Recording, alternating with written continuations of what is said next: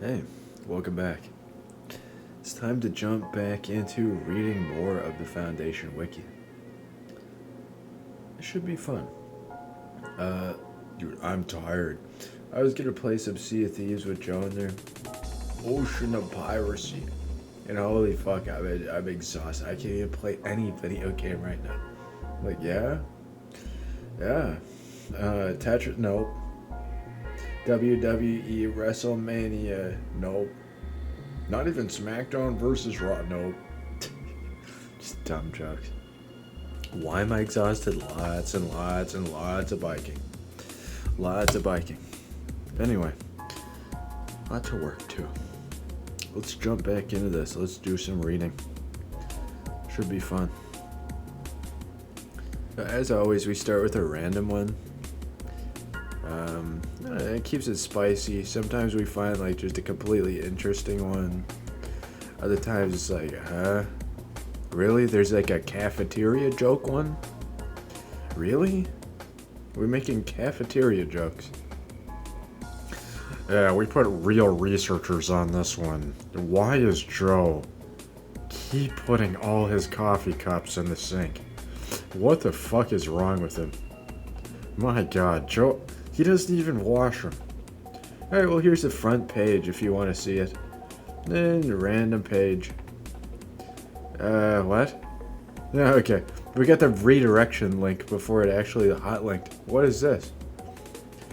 Oh, it's fucking clowns! What are you and me gonna play together? It's just impossible to play video games with anyone. It's impossible to communicate my needs and wants, let alone like play a video game with anyone. What the fuck is this? A circus milked dry. Yeah, the clowns. I don't know. Set up a time with me. We don't really know each other's schedules, and like I don't know. You say you're busy. You busy. There's an image here. I don't know if I'm gonna keep blasting this in the background. I'm probably just gonna have my own music. Cause you know, I've edited it at least. But yeah, I play my own music, and you know, spooky, scary warning. All right, what the fuck? Clowns? Clowns. There's no caption for the image. This is a circus milk dry. The name of the image is just clowns1.jpg. Okay. It just appears to be like a fucking old sepia tone photograph. I think that's the term I was trying to say the last time I was streaming or whenever. Yeah, it's just two silly clowns looking at each other. If I were more naive, I would just say that they simply have like two small cacti on their heads or whatever the fuck. I don't know, it looks like a goofy hairstyle too, but it could just be, I don't know, anomalous. There are two bald clowns with what appears to be like a stylistic hairdo at the top of their head. It really looks more like a yarn, like Raggedy Ann and Andy. You know, back in like the 1920s and 40s, that was way more popular than it is now. Yeah, like 60s or whatever, yeah, you get handed one down and they make you a new one. Nowadays, you might as well just like go get like a fucking, I don't know, pick your favorite video game and they've made a plushie of it. Yeah, I don't know, they get some like weird, okay, it's like a top knot on the very top of each of their heads. Just one singular top knot for the hair, but it looks like it's stitched out of like wool or knitted.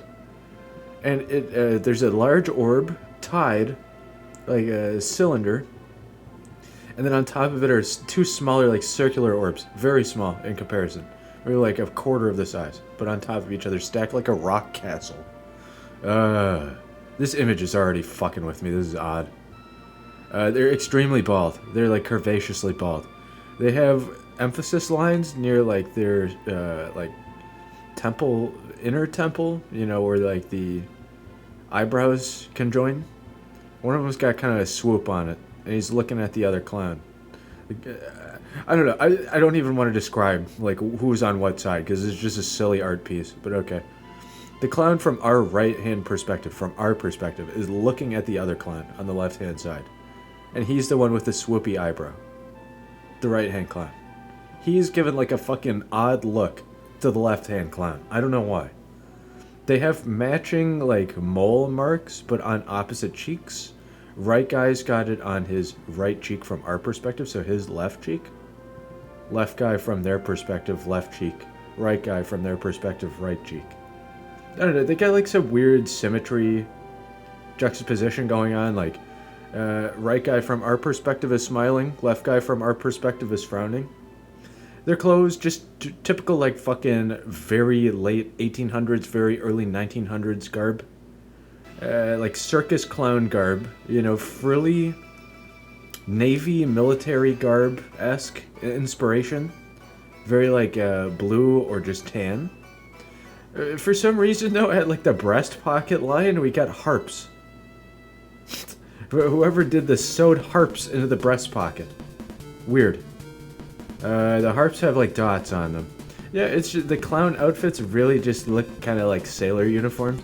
There's nothing too more remarkable about it except it's just like an old quality photo.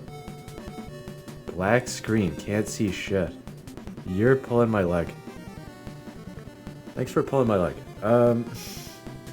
Yeah, the only difference I guess that I forgot to mention is it has like a white border around the image. Anyway, I try to describe the image if I can help it. Alright, clowns. A circus milk dry. This is Herman Fuller Hub. This is a long one. What the fuck is this? Do I even really want to read this? It links to an... No? It doesn't link to another thing. Okay, whatever. This will be our random one, I guess. At the top it links to a circus of a wreck. Huh. Clowns, oh heck yes. Alright.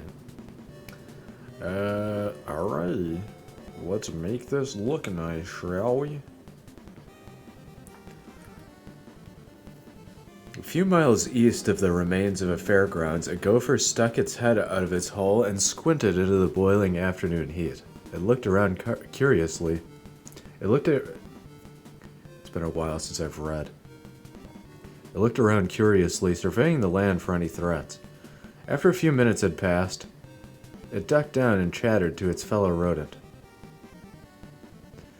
Okie doke, Pious, I think the coast is finally I'm like looking at the background and the foreground. I'm recording it in OBS. I'm like looking at OBS. I'm like, is this recorded? Yes.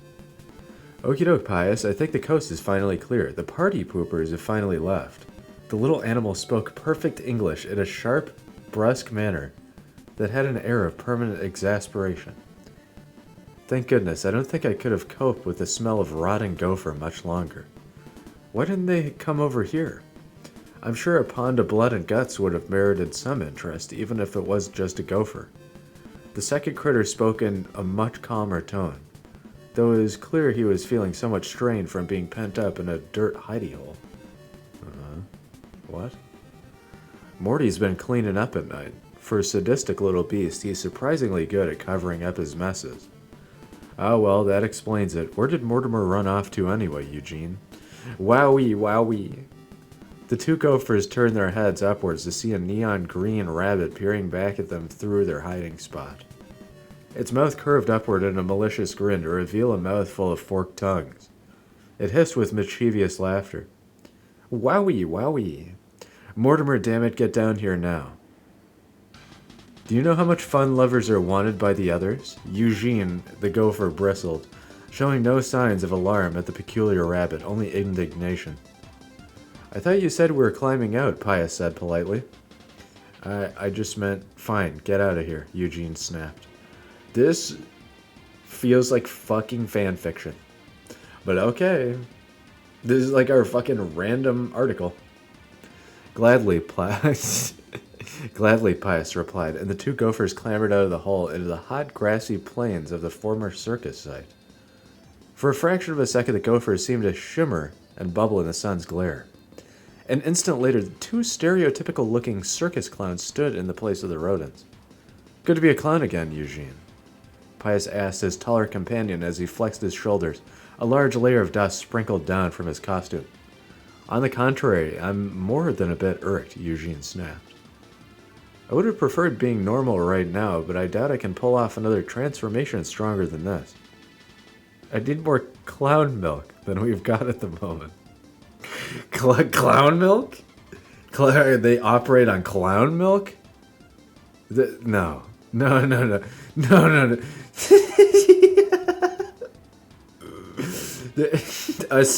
Aside from the psychotic milking needs, empty fluid sac. This is a shitpost. You know what? I'm going to randomize again. I might have described the image, okay? But I'm allowed to veto, too. What the fuck? Random page, the talking cat. Man, what happened? I got like a number at the beginning. Can I just like get a random number article? This feels odd. Feels like it's not working right. Okay, yeah, now it works. What the fuck? I think I just have to open it in a new tab. Like, I get clowns otherwise. I don't know, the clowns aren't bad, but like the shitpost is bad. I don't know if I'm cool with Herman Fuller's shitpost. Alright. This is an actual article. What the fuck?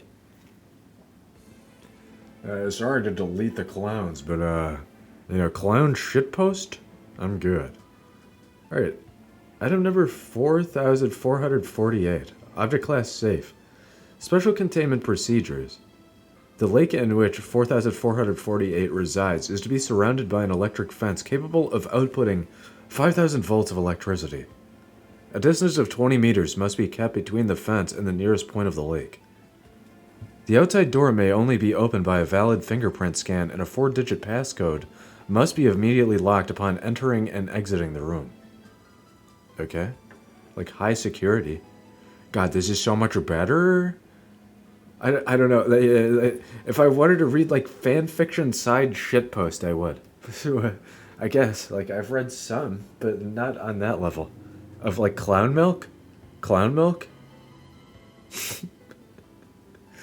Woohoo! I got clown milk. What the fuck? Sometimes you hit the random button and it's just it's like the, flavor of the month, or it's just like the website's broken. So I don't know. I'm not surprised with the results I got there. Description: 4448 is an abnormally large humanoid skeleton with the skull of I'm sorry. I'm still used to clown? I expected clown. Description: 4448 is an abnormally large humanoid skeleton with the skull of the extinct elk species Megaloceros giganteus. It stands at 2.5 meters tall and wears a cloak of black feathers, which fully conceals its body, exposing only its head. Its antlers measure 3.65 meters from tip to tip, and are adorned with various small objects of cultural significance from many parts of the world, including Native American dream catchers, Christmas and other holiday ornaments, and tourist keychains. It is fully capable of human speech, despite lacking the necessary organs. Clown milk? I don't know. I don't know what the clown milk's all about. They were talking about clown milk. Huh. 4448 resides in a lake 0.5 kilometers northeast of blank Ireland. If left alone for an extended period of time, 4448 will fall into a state of unconsciousness. When a subject sets foot in the lake, 4448 will emerge from the bottom of the lake up to its shoulders and offer the subject a deal. Huh? Bird feather cloaked deer person of the lake. I always say lady, a deer person. Okay, bird person. It's going to offer us a deal. 4448 will ask the subject for a trinket to add to its collection, And if it is pleased with the subject's offering, it will hang the trinket from its antlers and share a story with the subject. If it denies the subject's offering, the offering will sink to the bottom of the lake and the subject will be asked to leave. Take the deal. Is there $20 million inside of this suitcase, or is there $20? Are you going to take the deal? Okay. The stories are fable-like in nature, substituting humans for sentient animals, and often end with a clear and present moral. Subjects report feeling a very personal connection. Sorry, I'm kind of tired. Subjects report feeling a very personal connection to stories told by 4,448. These stories are often found to directly connect to a substantial event that has previously occurred in this subject's life. Most subjects report to have learned something from the exchange. 4,448's deal is available only once per subject. It has shown an ability to recognize past subjects many years after the initial deal was made. 4,448 may become agitated when approached multiple times by the same subject. If 4,448 is provoked, the lake will rise to a temperature of 150 degrees Celsius and dilute to a darkish red color. This effect typically subsides between 25 and 45 minutes after the subject has left the area. How dare you enter my domain and ask for power again? I summon the red waters. Okay, cool. Like, accept my deal, but, like, bring a cool trinket. Reading good. Thanks. Addendum 4,448A. The following is an account of a previous exchange between a test subject and 4,448. Subject, Dr. Blank Blank, supervised by Dr. Blank Blank. Forward. Dr. Blank has been struggling in recent years with a form of lung cancer and is unsure as to his own life expectancy, causing him immense stress and worry in recent months. Despite Dr. Blank never mentioning this fact to 4,448, it appeared to already be aware of Dr. Blank's condition. What the fuck? Holy shit, how's it know? That's anomalous. It's anomalous. Begin log. One of these days, I'm going to repeat that. One of these days, I'm going to probably go back and, like, re-edit everything if I can help it. And just, like, cut out every single bit of bullshit that's not, like, the actual content. It's going to take, like, infinite effort, but maybe. Who knows, maybe I'll just, like, re-edit a new cut, or maybe I'll, like, reread. I don't know. But I enjoy this. I'm scared of Dr. Blank. There's many Dr. Blanks. Is this one? This one? Begin log. Dr. Blank, stepping into the water. 4,448. You there. I would like to make a deal with you. Come closer, I don't bite. I have the teeth for it. Dr. Blank, moving closer. Is this better? 4,448. Yes, that will do. Now, where were we? Ah, yes, a deal. I'm a storyteller by profession, and I promise my story will do much to ease a troubled mind such as yours. Yes, there is a great tension within your mind, perhaps even in the air that you breathe. Yes, I've just the story for one such as yourself. It would be a great disservice to hold it from you. I ask for one simple thing as payment, a small trinket from my collection. Something shiny, perhaps? Yeah, something small and shiny. That silver chain of yours looks very pleasing. Dr. Blank, I accept your deal. Drapes the silver chain on 4,448's antlers. Okay. The deal has been struck. The chain must never be broken. Not once in the 13th century. There you go. 4,448. Yes, I was certain you would. Now this is a story of two rabbits. Yes, there were two. As the winter months came barreling towards them, the two rabbits prepared very differently. Yes, both rabbits knew that this winter would be an especially harsh one, and there were many things to be done before it came. The first rabbit was incredibly worrisome, working hard day and night to stock up on food and warm bedding. Yes, this rabbit spent many sleepless nights working. The second rabbit, however, fret not for the winter. After all, this rabbit had survived many previous winters, frequently with food to spare. Yes, the second rabbit did not bother with the work of preparation and instead spent his time in the autumn playing, frolicking, and dancing. However, the winter still came, and when it did, the first rabbit was stocked for it threefold. For the second rabbit, it was far too late to gather his winter rations. But most unexpectedly, yes, most unexpectedly indeed, a pack of wolves dug into the rabbit's burrows and ate them both. Yes, sometimes it is better to live a short life of leniency and luxury than to waste your final moments with monotony and overexertion, especially if you have no idea when those final moments may arise. My, how like Occam's razor philosophical of you. What if they, it didn't matter in the end? There was like some fucking anti-vector for both of them to die despite how much they collected? Like fucking squirrels? It didn't matter what the rabbits did. Love how you keep saying Dr. Blank. Well, I don't know. What do I say? We got like, what, 6 characters here? Dr. 6 blank. You know, I don't know. I guess we could like raw identify each person, but I don't know. That just goes deeper into like, is this fact or fiction? Should we look up Dr. Blank specifically related to this one object and see if they're a real person?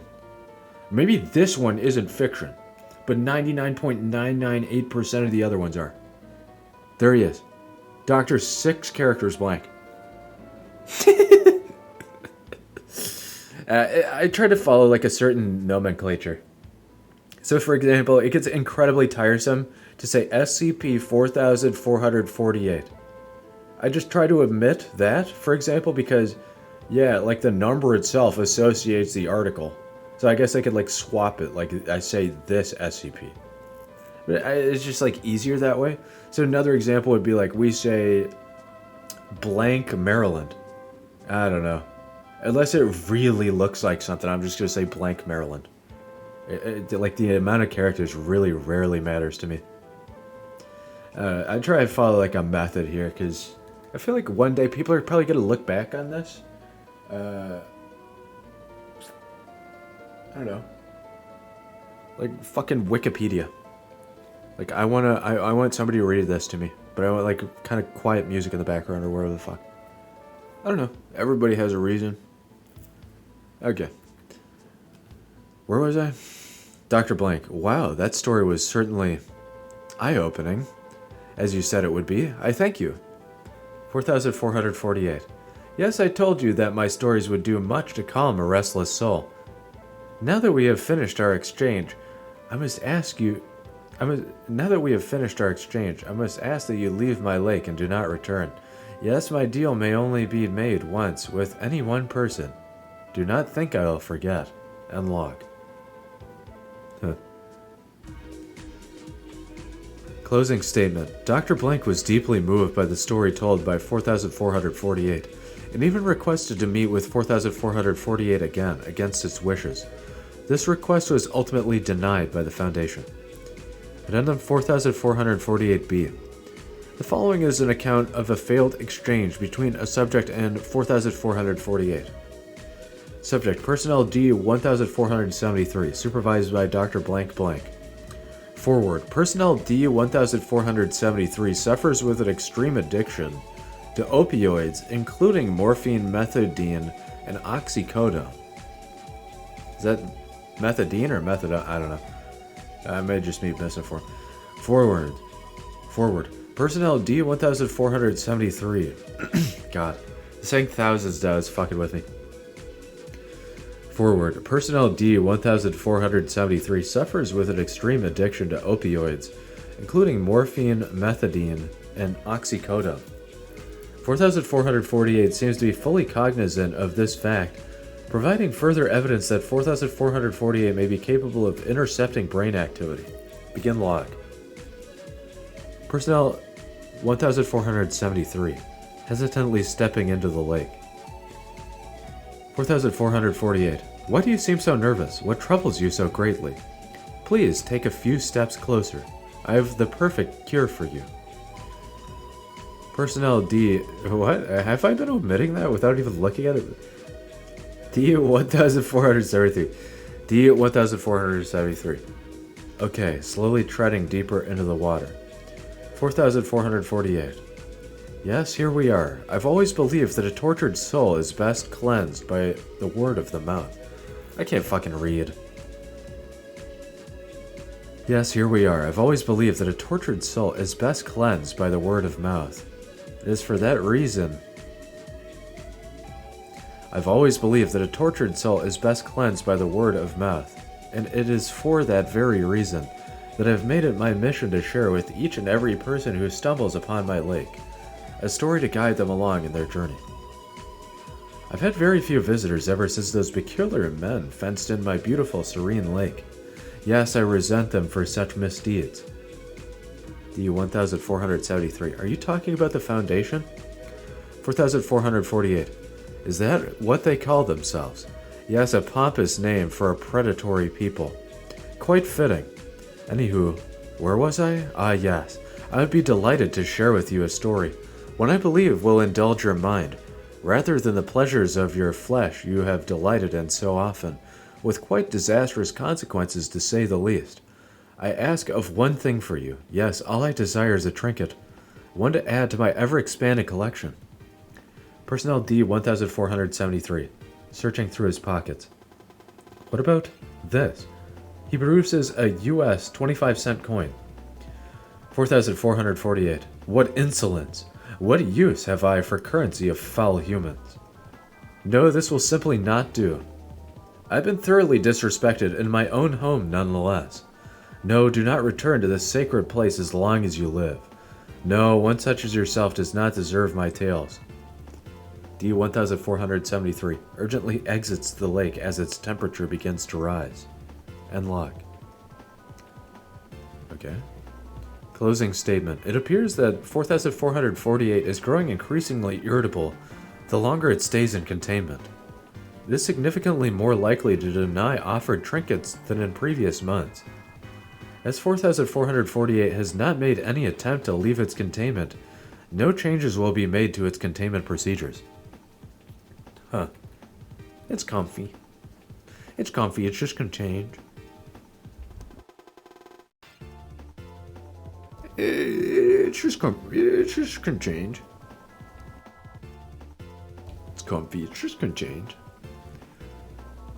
Okay. Addendum 4448C. The following is an account of 4448's reaction to meeting the same subject twice after having previously made an exchange. Subject, Dr. Blank Blank. Supervised by Dr. Blank Blank. The supervision here is different doctors, by the way.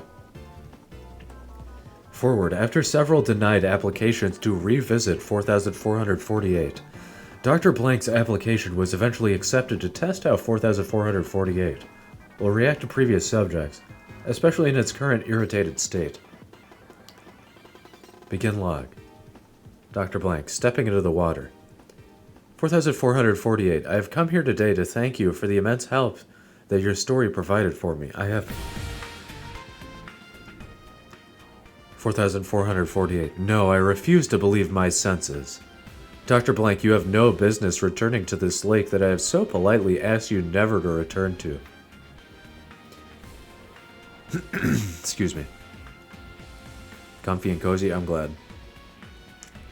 It's summer, but I was gonna say grab a cocoa. I don't know, grab like a cold cocoa after you've steamed it up.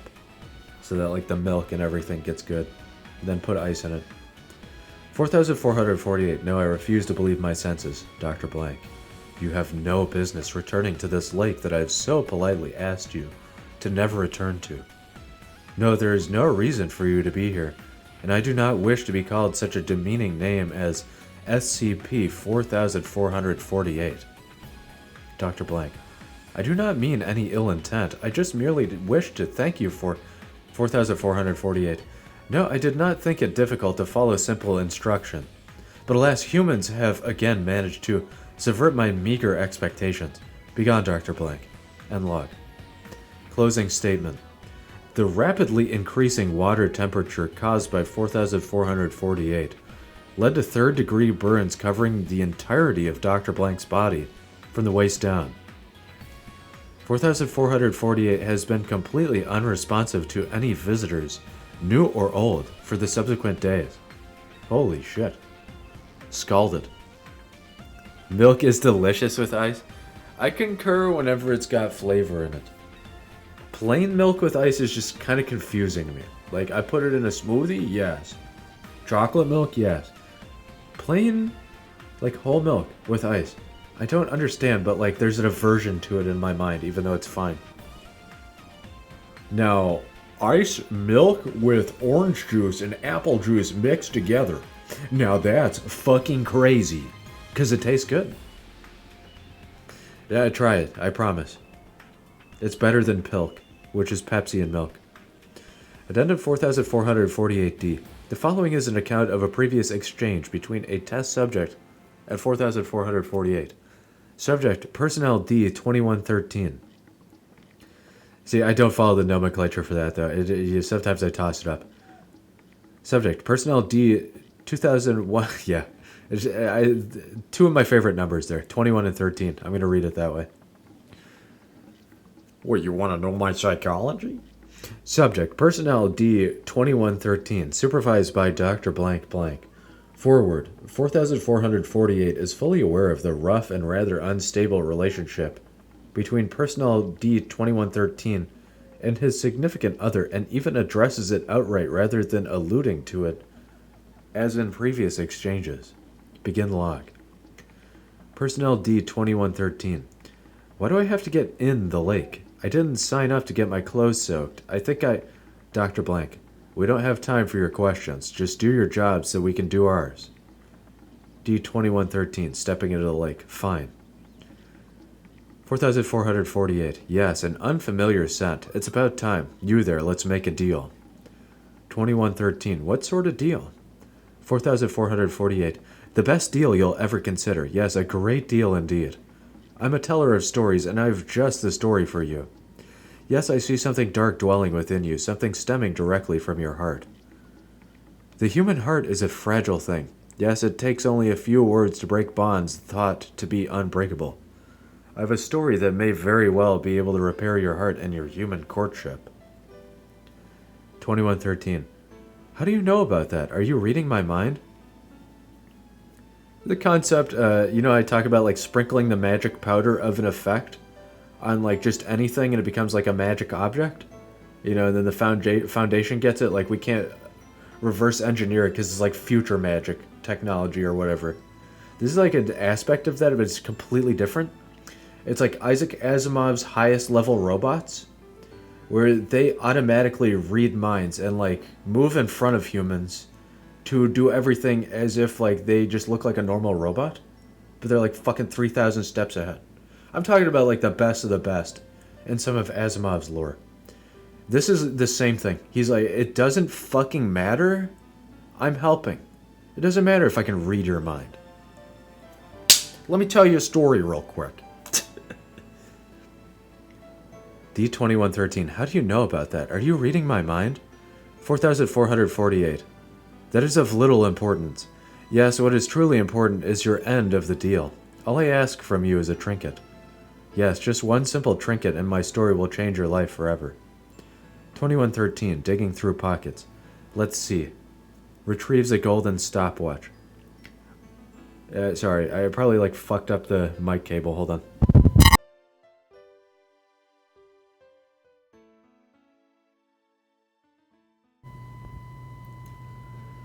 Put ice in every drink, even orange juice. The human heart is unfortunately strong. And unfortunately weak. I was gonna make a dumbass joke. Yeah, Dave Chappelle, it's too late. It's too late to make Dave Chappelle jokes. The heart is a hell of a drug. There you go. There you go.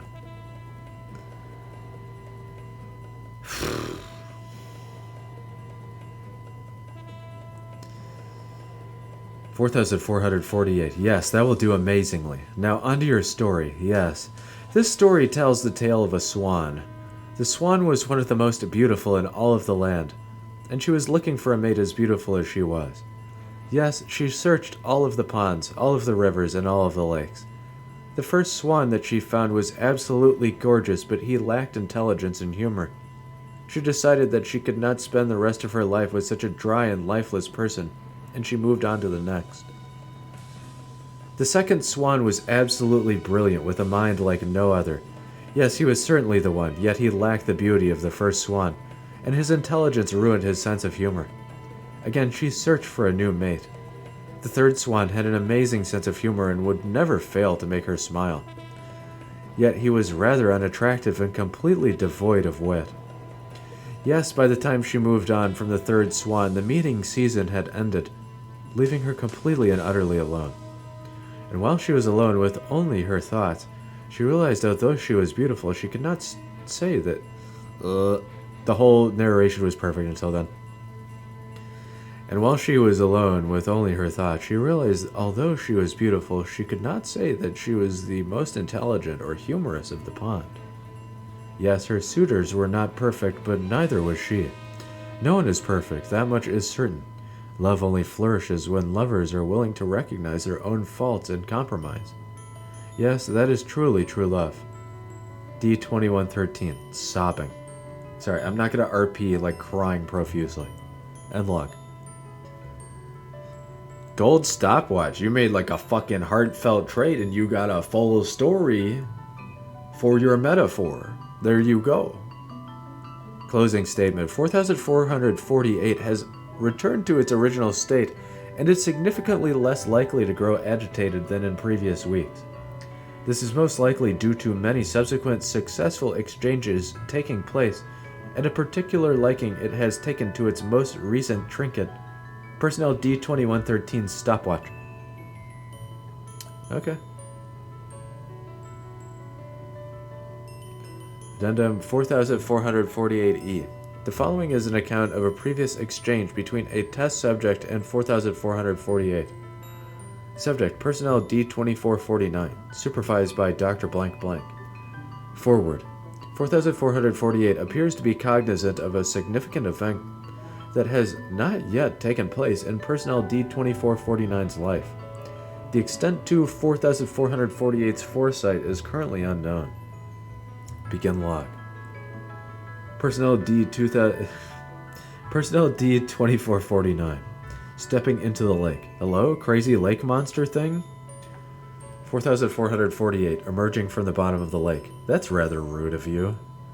Personnel D2449, startled. Where the hell did you come from? 4448, that does not matter. Yes, what matters is the deal I have to offer you. D2449, what kind of deal? 4448, I am a storyteller, and my stories are unlike any other. Yes, my stories have a very unique property. All my stories are hand-tailored to suit the listener, and I have a very, very important story for you in particular. A story of prophecy. Yes, I would be obliged to share with you this story, but I ask for one thing in return. Yes, all I ask for is a simple trinket to add to my collection. Personnel, I keep reading weird. D2449, rummaging through his pockets. I can't fucking read. 2449, D2449, rummaging through pockets. What have we got here? Produces a silver dog tag. How about this? 4448. This will do perfectly. Now, it is time for your personalized tale. Yes, this is the story of a fox and a rabbit. As winter reared its ugly head, both the fox and the rabbit were strapped for food. Yes, the rabbit had to search in the harsh winter cold for whatever plants it could find. And as the rabbit searched, it had to be very careful to avoid predators such as the fox. Yes, the fox stalked the rabbit, waiting for the perfect moment to strike when the rabbit would be caught off guard. After a day-long chase, the fox had managed to back the little rabbit into a corner. Yes, the fox had chased the rabbit into a small dead-end cave.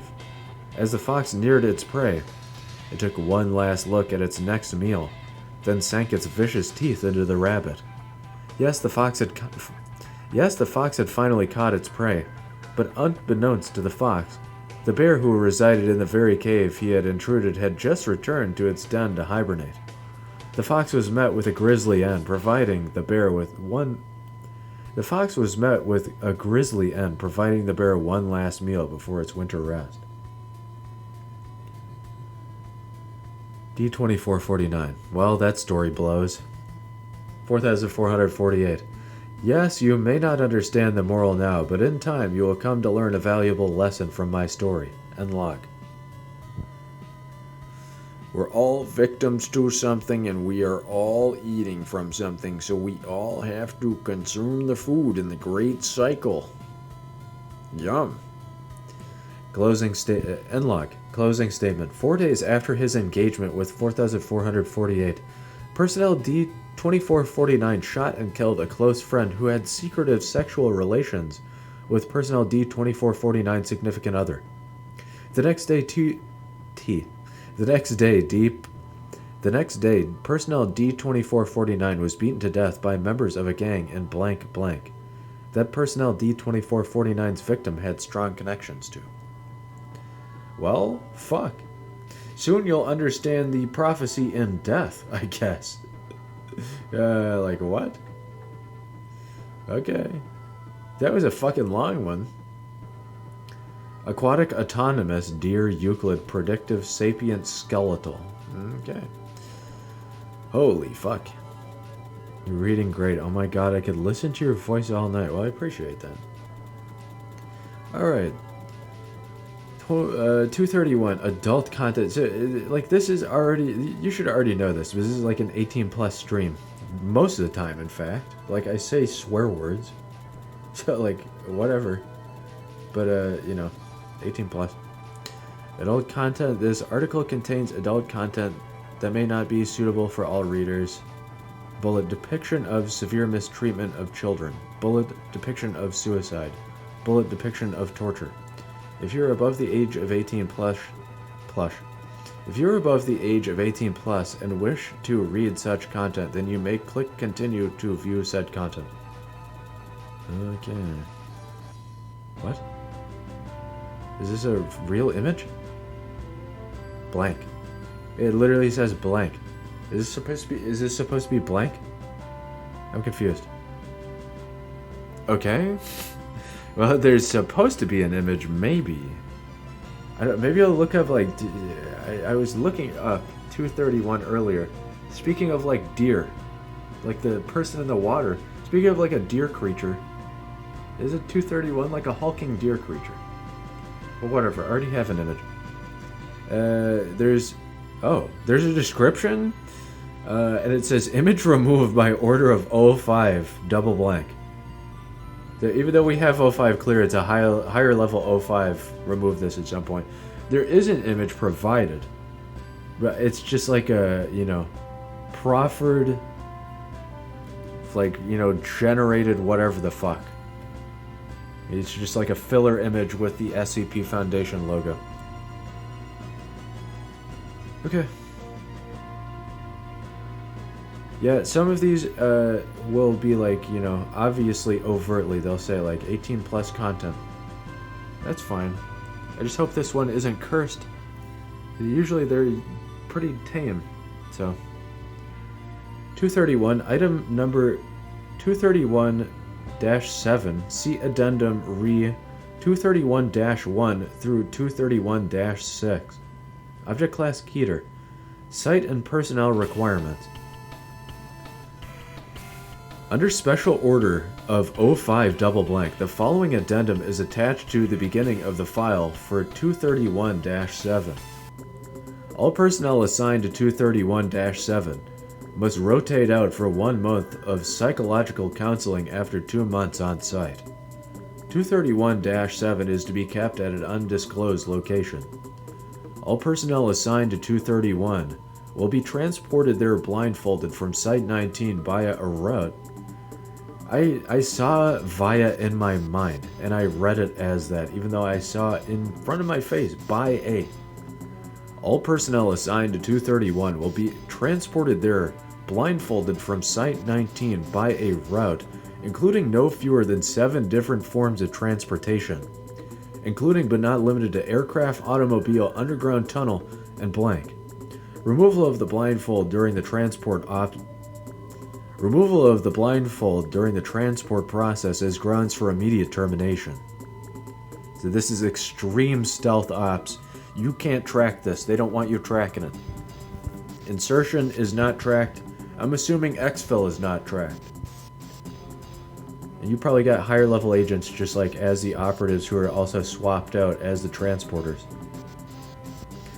Personnel assigned to 231-7 must undergo heavy psychological testing before being cleared to enter the site. Individuals must score at least 72 points on the Milgram Obedience Examination, be unmarried, have no offspring, and express nothing less than total loyalty to the Foundation. Normal psychological screening procedures against Axis II disorders are waived, so long as the Class D personnel in question has the mental capacity to carry out Procedure 110 Montauk as needed. This is high-level classification. Okay. Personnel who express sympathy towards 231-7's plight and or express a desire to rescue or sympathize towards 237-1 will be transferred to another project without delay. Any actual rescue attempts will be met with immediate termination. Personnel who have served on the staff of 231-7's containment team are not required to divulge that information to others. No official record shall be kept of the names of any staff assigned to 231-7, nor will said service appear in the personnel files of said staff. While on site, individuals assigned to 231-7 will be issued concealing helmets with integrated voice changers to protect their identity. On-site staff are not to remove said uniforms in the presence of other staff members. Off-duty hours are to be spent in private quarters alone. 6 Class D personnel are to be assigned to 231-7 each month for the purposes of carrying out Procedure 110 Montauk. Violent criminals are not to be used for this purpose due to the possibility of accidental fatality during the 110 Montauk process. This is incredibly careful procedures, it seems like. We'll see what this actually means. Danger Zone. Special containment procedures. Following repeated escape and suicide attempts, and based on the failure of containment for 231-1 through 6, containment of 231-7 has been amended to the following. 231 is to be contained within a soundproof holding cell, adjacent to holding cells for 6 Class D personnel assigned for the purposes of Procedure 110 Montauk. Cameras will monitor every inch of the cell at all times and must be manned 24 hours a day. Malfunctioning monitoring equipment will be replaced without delay by psychologically screened staff. Doors will be magnetically locked, openable only by positive action by the control and monitoring facility. This includes all doors linking the main holding cell to those of the 6 Class D personnel. I might have read this before, I'm not sure. 231-7 is to be kept restrained to a hospital bed at all times except for the purposes of Procedure 110 Montauk. Hydration will be provided through IV drip.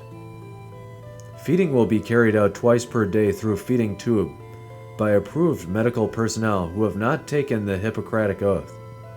Under no circumstances are narcotics, anesthesia, or other unapproved medications to be administered to 231-7. Note that we anti-Hippocratic Oath there. That might be like memetic or cognito, or I don't know. Memetic, anti-memetic, or cognito hazard. Sorry, I'm like ad-libbing. Procedure 10 Montauk is to be carried out at least once every 24 hours by Class D personnel. During Procedure 110 Montauk, at least one security clearance 4/231 staff member must monitor the procedure by camera at all times, although the sound may be turned off if the vocalizations of 231-7 become too distressing. Following the procedure, all Class D personnel must return to their holding cells or explosive collars will be detonated. Data expunged per order of 05 double blank on double blank quadruple blank. Information moved to eyes only document 231-110 Montauk. Access to 231-110 Montauk is limited to personnel with security clearance 4/231. Description: 231-7 is a blank female between single blank and double blank years of age with data expunged. 231-1 through 7 were retrieved through blank blank following a police raid on a warehouse owned by an organization called the Children of the Scarlet King. Scarlet King links to dust and blood. Okay. The Scarlet King, maybe. See article on double blank, quadruple blank in the blank blank newspaper. Police raid satanic cult, save 7. This links to KTE 2013 Capala Mendes. Okay. The fuck? This one's extremely long. Extremely long. I will scroll it in case you want to pause it all, but I don't know, like, even just with motion blur from recording. What is this at? Like 1080, 720p? I don't know. I don't care. Pretty sure it's 720p, but when I upload it to YouTube, they convert it to 1080p now. I don't know what the fuck they're doing. Whatever. 24 hours after the rescue, 24 hours after the rescue, 231-1, real 24 hours after the rescue, 231-1, real name, blank blank, went into labor pains, giving birth 3 minutes later to SCP double blank, blank blank, causing a blank event resulting in over triple blank confirmed casualties. Foundation personnel immediately took possession of remaining SCPs 231-2 through 231-7 and, based on notebooks recovered from the cult, instituted Procedure 110 Montauk to prevent future occurrences. Okay? I don't understand. So, we didn't say like XK reality ending scenario, but we redacted what SCP it is. Yeah, it's like a fucking time loop scenario or like, causality error or something. But what it seems to be like a child or a teenager gave birth to an SCP. Which like it fucking caused the world to end for a second or something. I don't know. Okay? I don't know. It's like a group of kids? I don't know. What? 24 hours after the rescue, 231-1 went into labor pains. Oh, 7? 7 is a young female. Okay.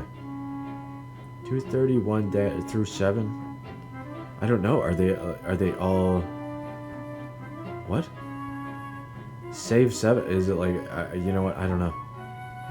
I'm just assuming shit. All of these articles are fucked up. Whenever it gets to this level where it's like, warning, warning, you gotta click to see. Okay.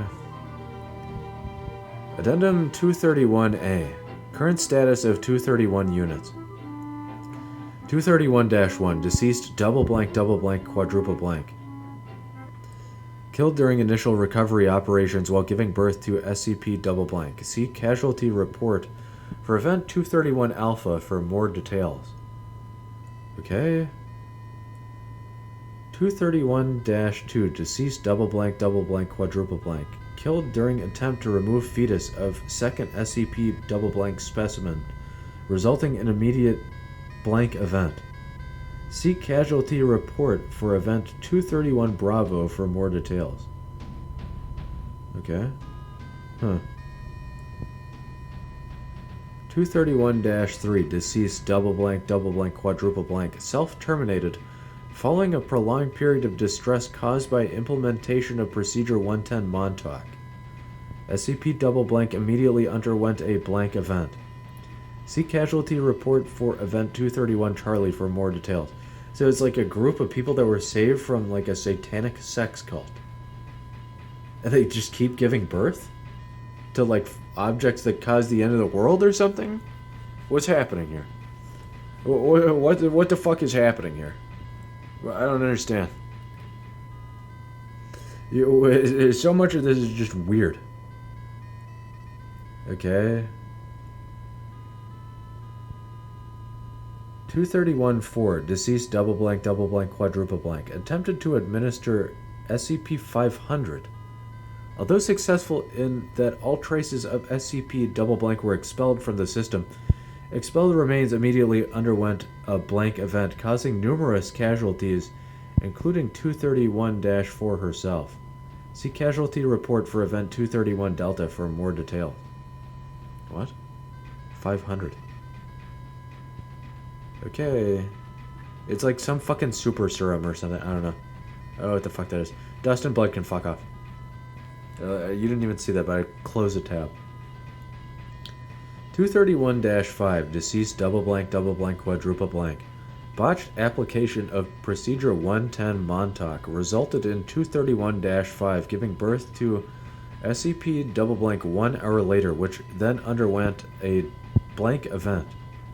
See casualty report for Event 231 Echo and report on destruction of Site 231 Elif for more details. Recruitment profile of Class D personnel was revised to minimize possibility of a second botched Procedure 110 Montauk. We fucking destroyed the entire facility? Oh my god. I'm just trying to piece together what the fuck is even happening. 231-6, deceased double blank, quadruple blank. Killed during escape attempt aided and abetted by Agent Blank. Blank, who had been exhibiting heightened stress levels due to prolonged exposure to 231. Obtained possession of SCP redacted and attempted to use said weapon to rescue 231-6 and 231-7. Agent Blank was killed in the resulting firefight, but a stray round resulted in the termination of 231-6 as well. Fetus of 231-6's SCP double blank then underwent a blank event. In the wake of this incident, O5 level personnel voted by unanimous decision to amend personnel policies. See casualty report for Event 231 Foxtrot for more details. 231-7, as of double blank, quadruple blank, 231-7 is successfully contained at Site blank. What? Addendum 231-B. Text of missive by O5 double blank. Dear friends, it has come to my attention that recently certain rumors have surfaced regarding 231. Due to the drop in staff morale, I have decided to address some of the more prevalent points. Bullet. Yes, Procedure 110 Montauk is as horrible as you have heard, which is why only Class D personnel are authorized to carry it out. Yes, it does involve brutal redacted. What? God, I hope this is as fucking bad as I am envisioning. Bullet. No, assignment to 231 is not intended to test your loyalty to the Foundation, your tendency towards blank, or anything else. Bullet. No, 231 is not a punishment detail. Bullet. Yes, there are staff members who have been on 231 and have successfully transferred out by their own request. No, not everyone who's worked on 231 is terminated upon leaving the project. Bullet. Yes, staff members who have been assigned to 231 are allowed to take a Class A amnesiac before leaving the project if so desired. Yes, false memories are then implanted. No, none of the supposed methods for recovering or detecting false memories work. Yes, there are some of you who have worked on 231 and don't remember it. Bullet. No, we have not given up trying to save 231-7, but research in that field must be carried out with the utmost caution. Based on the increased potency of each subsequent blank event associated with each subsequent SCP double blank specimen, there is a strong possibility that 231-7's blank event could result in an XK class end of the world scenario. This information is corroborated in notebooks recovered from the cultists. See Document 7 Brides, 7 Seals. 231 Adjunct B. Bullet. No putting the Bullet. No putting the poor girl out of her misery is not an option. Neither is drugging her. She has to be aware of what is going on for 110 Montauk to work. This sounds horribly fucked up, whatever it is. Whatever the fuck this is, it says horribly fucked up. One final note, the Foundation does many distasteful things in the completion of our mission, but our mission is important enough that the price is one we must pay. Containment of 231 is one of our most dangerous duties, not because of any direct danger to ourselves, like 682. I already know what that's going to link to, but I'll hover it just to make sure. That links to 682. Containment of 231 is one of our most dangerous duties, not because of any direct danger to ourselves, like 682, but because of the danger that our resolve will fail, that we will allow ourselves to either let down our guard due to sympathy for the suffering of an innocent, or that we will allow ourselves to become monsters through the performance of monstrous acts. Just do your jobs and save the philosophizing for the shrink. Sincerely, 05 double blank. I'm sorry, that last line was funny. Just do your jobs and save the philosophizing for the shrink. Sincerely, 05 double blank. Addendum 231C, update. 231-07's emotional response to Procedure 110 Montauk appears to be reduced recently, despite proper execution of said procedure, increasing danger of SCP double blank undergoing a blank event. Two options have been proposed. 1. Development of a new containment procedure with higher emotional response than Procedure 110 Montauk. 2. Administration of a Class A amnestic to 231-7, allowing for a return to base emotional response state. Said memory modification is said to be administered during execution of Procedure 110 Montauk to maintain heightened emotional state following memory reset. Please advise Dr. Blank. So this is like high memory manipulation mechanics as well. We don't want to fuck up memory scaling because we don't know what'll happen. It's already so fucking wild. Addendum 231D, decision. Carry out option 2 at the first available opportunity. 05 double blank. Addendum 231E, aftermath. Option 2 was carried out. 231-7's emotional state returned to 100% efficacy. Dr. Blank subsequently committed suicide due to heightened emotional stress. We'll continue analysis of efficacy of treatment, Dr. Blank. Addendum 231-F. Continued analysis of efficacy of treatment. After some analysis, I've determined that it is not necessary to perform memory modification every time Procedure 110 Montauk is carried out. In fact, it is better to delay for some time before re-administering the agent. Analysis of 231-7's emotional response indicates that efficacy of Procedure 110 Montauk seems to peak between the third and fourth performance of the procedure. The dread of anticipation of events seems to heighten emotional response for a time before familiarity with the procedure begins to lessen the efficacy of treatment. My recommendation is that Class A amnestics be administered once a week during Procedure 110 Montauk. The calendar has been modified accordingly. Dr. Blank. What the fuck does this even mean? Alive humanoid K-class scenario, Keter, reproductive, ritual sapient, Scarlet King. This has to do with the Aka no O. Scarlet King. Wrong character. Scarlet King, which is a huge overarching character in this series. But, like, you can't really glean much except from, like, stuff like this. So I don't really understand, like... Is this just like a supplementary? Is this a precursor to the Scarlet King? There's only a few I don't think 682 really links. We have 500, I guess maybe. We have this supplemental article. And then we have just the Scarlet King in general.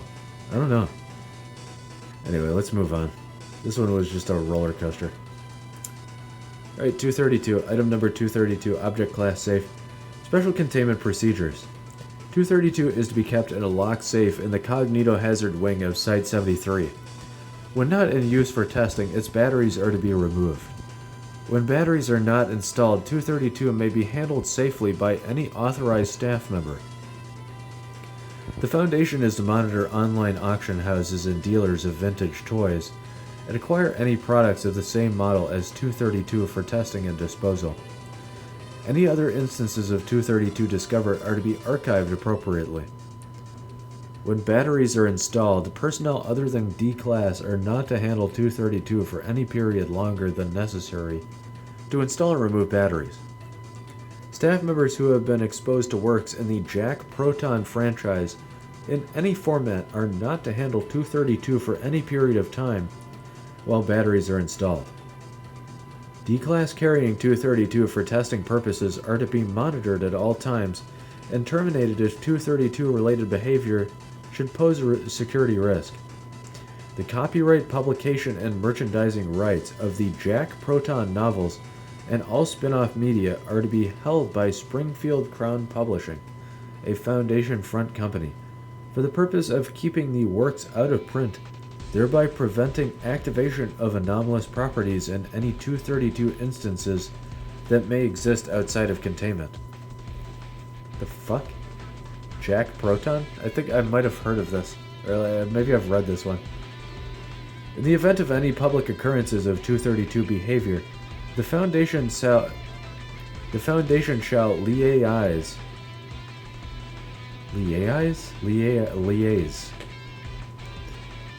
In the event of any public occurrences of 232 behavior, the Foundation shall liaise with local law enforcement authorities to recover the artifact and issue Class A amnestics to affected parties as appropriate. The Foundation shall encourage world government to enact extensions to international copyright law as necessary to prevent the Jack Proton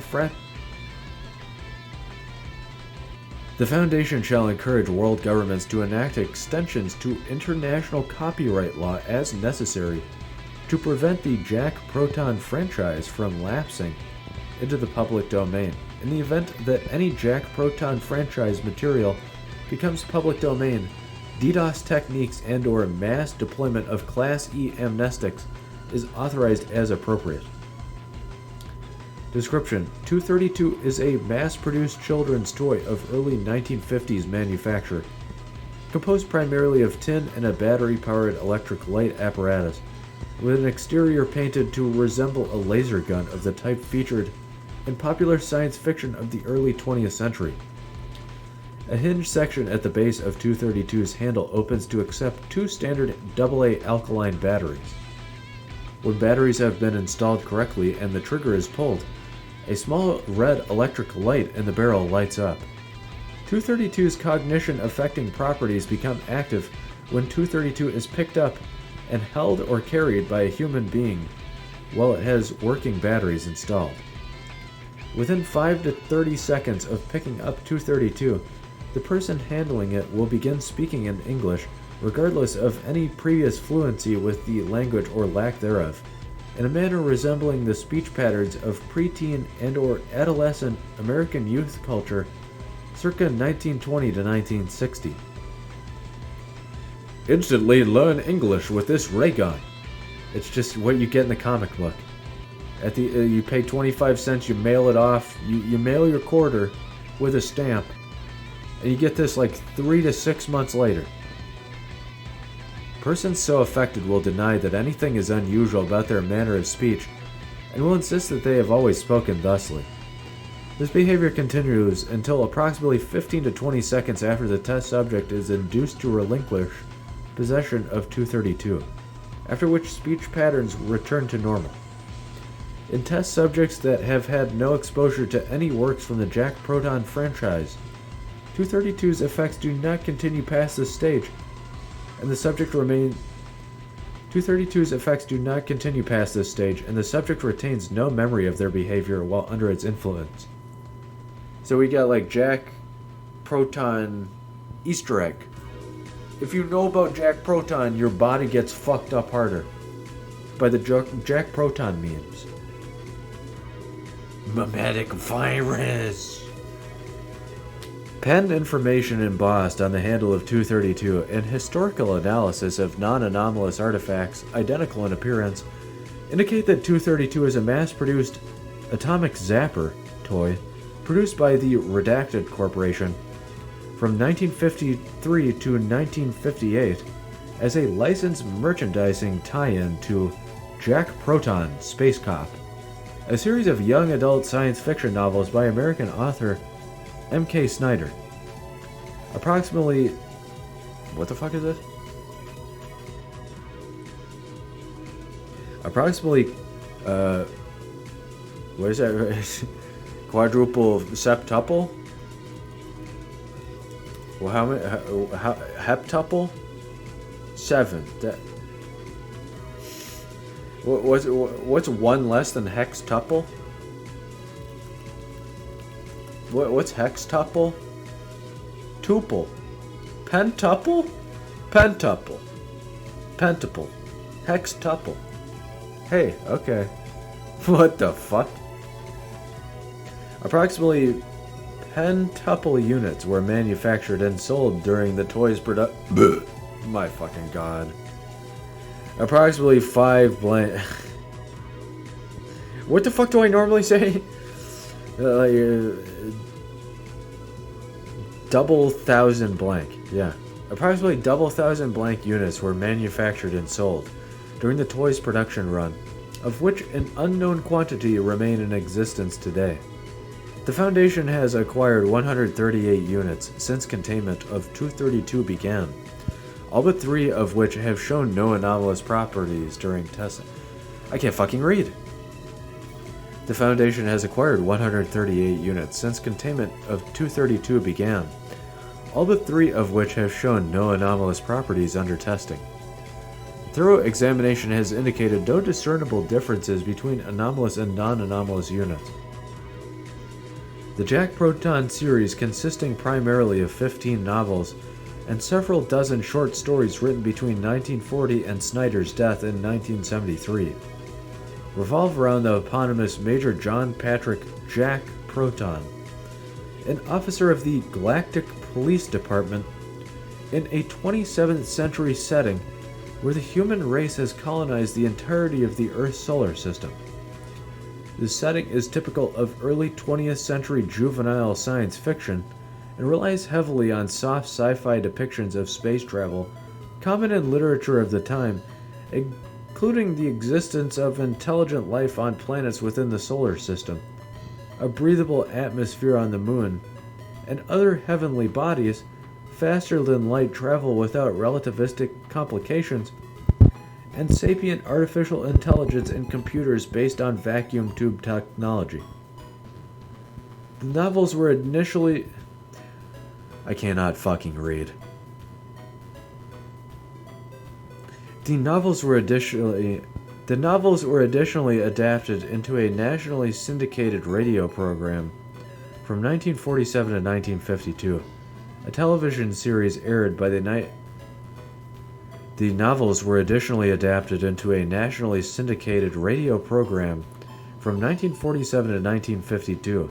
The television series aired by the NBC network from 1953 to 1954, and a black and white movie released to theaters in 1956. The Jack Proton franchise bears no demonstrable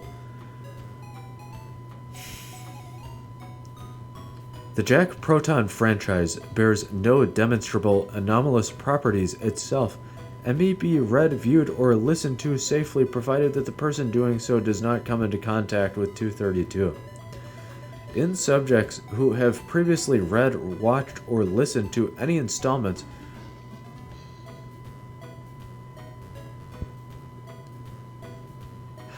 I'm gonna fucking throw myself. Stop. In subjects who have previously read, watched, or listened to any installments of the Jack Proton franchise, 232's secondary effect begins to manifest after approximately 90 to 120 seconds of physical contact with the toy. During this stage, the test subject's memories and personality are radically altered. To the extent that the test subject believes him or herself to be a resident of the fictional 27th century setting of the Jack Proton novels themselves. Test subjects in this stage refuse to answer to their given names and will, during interviews, describe life stories and career experiences of life in the 27th century which are themselves as close associates. Oh my fucking god. Test subjects in this stage refuse to answer to their given names and will, during interviews, describe life stories and career experiences of life in the 27th century which are internally consistent with themselves and with canonical details about the setting, often describing themselves as close associates of Jack Proton or other major characters featured in the franchise. Polygraph examinations given to test subjects in this state have consistently indicated that the test subjects believe these accounts to be true. Polygraphs are kind of like, up in the air anyway. In the third and final stage of 232 exposure, occurring approximately 30 to 45 minutes after first contact, test subjects begin to experience severe In the third and final stage of 232 exposure, occurring approximately 30 to 45 minutes after the first contact, test subjects begin to experience severe sensory hallucinations to the effect that they now perceive the world around them to be the fictional setting of the Jack Proton franchise. In this state, test subjects almost invariably believe that they are members of Jack Proton's Junior Action Squad, and have been assigned a mission of utmost interplanetary. In this state, test subjects almost invariably believe that they are members of Jack Proton's Junior Action Squad, and have been assigned a mission of utmost interplanetary security, which researchers and security personnel of the Foundation are involved in, or are attempting to prevent them from completing. Though attempts to neutralize Foundation personnel with 232 have invariably proven futile, test subjects have been noted to resort to physical violence on occasion. Persons afflicted by the later stages of 232 exposure will resist any attempts to remove Persons afflicted by the later stages of 232 exposure will resist any attempts to remove Persons afflicted by the later stages of 232 exposure will resist any attempts to remove 232 from their person and, if separated from it, will attempt to recover it by any means available to them. Effects of the later stages of exposure wear off gradually over a period of approximately 3 to 6 hours after 232 is removed from the subject's person, and approximately double-blank % of tests involving long-term exposure, test subjects have retained memories of their artificial persona after dissipation of the effect, resulting in cognitive dissonance and associated psychological impairments. 232 came to the Foundation's attention. Where the fuck? Okay. 232 came to the Foundation's attention on double-blank, quadruple blank, following the arrest of Martin Blank, a retired steelworker living in redacted Pennsylvania, for disorderly conduct following an affray at a shopping mall. Blank, who insisted on referring to himself as Space Cadet Max Mars, was taken into custody after confronting several mall patrons and brandishing 232, demanding to know the location of the Phobos Ruby, an artifact the theft of which from the Martian Museum of History drives the plot of the novella Murder on the I.O. Express. During debriefing prior to amnestic therapy, Blank stated that he had owned one of the toys as a child and had been a fan of the series and purchased 232 from an online auction site for nostalgic value because he had had so much fun playing cops and aliens with it in his youth. Did I miss a footnote? Where what? In here? Okay. This says show interview logs. All interviews conducted by Dr. J. Andrews. Test subjects had no exposure to the Jack Proton franchise prior to their acquisition by the Foundation. All interviews conducted 3 hours after initial exposure to 232. Interview log 232-1. Test subject D65203. Caucasian male, 37 years old. Franchise exposure: 6 Jack Proton novels. Jack Proton Space Cop, Jack Proton goes to Mars. All humans must die. The Great Callisto Caper. War in space. The night the lights went out in Ganymede. Begin log. Double blank, 20 double blank. 13:20, 12:38 p.m. Dr. Andrews. Good afternoon, D65203. How are you today? D65203. Excuse me, sir? Dr. Andrews. I'm sorry, what is your name? 65203. Billy, sir. Billy, sir. Billy McMercury. Dr. Andrews. You're speaking more politely than usual, Billy. 65203. Gosh, sir, I wouldn't dare sass off a real live scientist. Dr. Andrews. I see. How old are you, Billy? D65203. 14? But that doesn't mean I'm not a real space cop, see? Jack Proton gave me this official space deputy badge himself. D65203 gestures to the D-Class identification badge pinned to his jumpsuit. Dr. Andrews. I see. Do you work for Jack Proton, then? D65203. Golly, sir, I sure do. I'm part of his Junior Action Squad. Dr. Andrews. And what is it that you do for him? D65203. I'm on a super secret mission right now. I'm not sure I'm even supposed to tell you. I better check with him first. Is there a hyperphone in the next room? Dr. Andrews. Where do you believe you're at this moment, Billy? D65203 looks around the interview room, including outer window. D65203 looks around the interview room, including out a window overlooking the Site 73 parking lot. D65203. Gee, sir, I'm no architect, but judging from the view outside the window, out the window, this has to be Space Station Delta. D65203 points at a 1989 Buick LeSabre, owned by Dr. Graham. D65203. Say, is that Admiral Jove's flagship docked out there? Please say you'll let me get his autograph. Dr. Andrews. We'll see. End log. 12:41 p.m.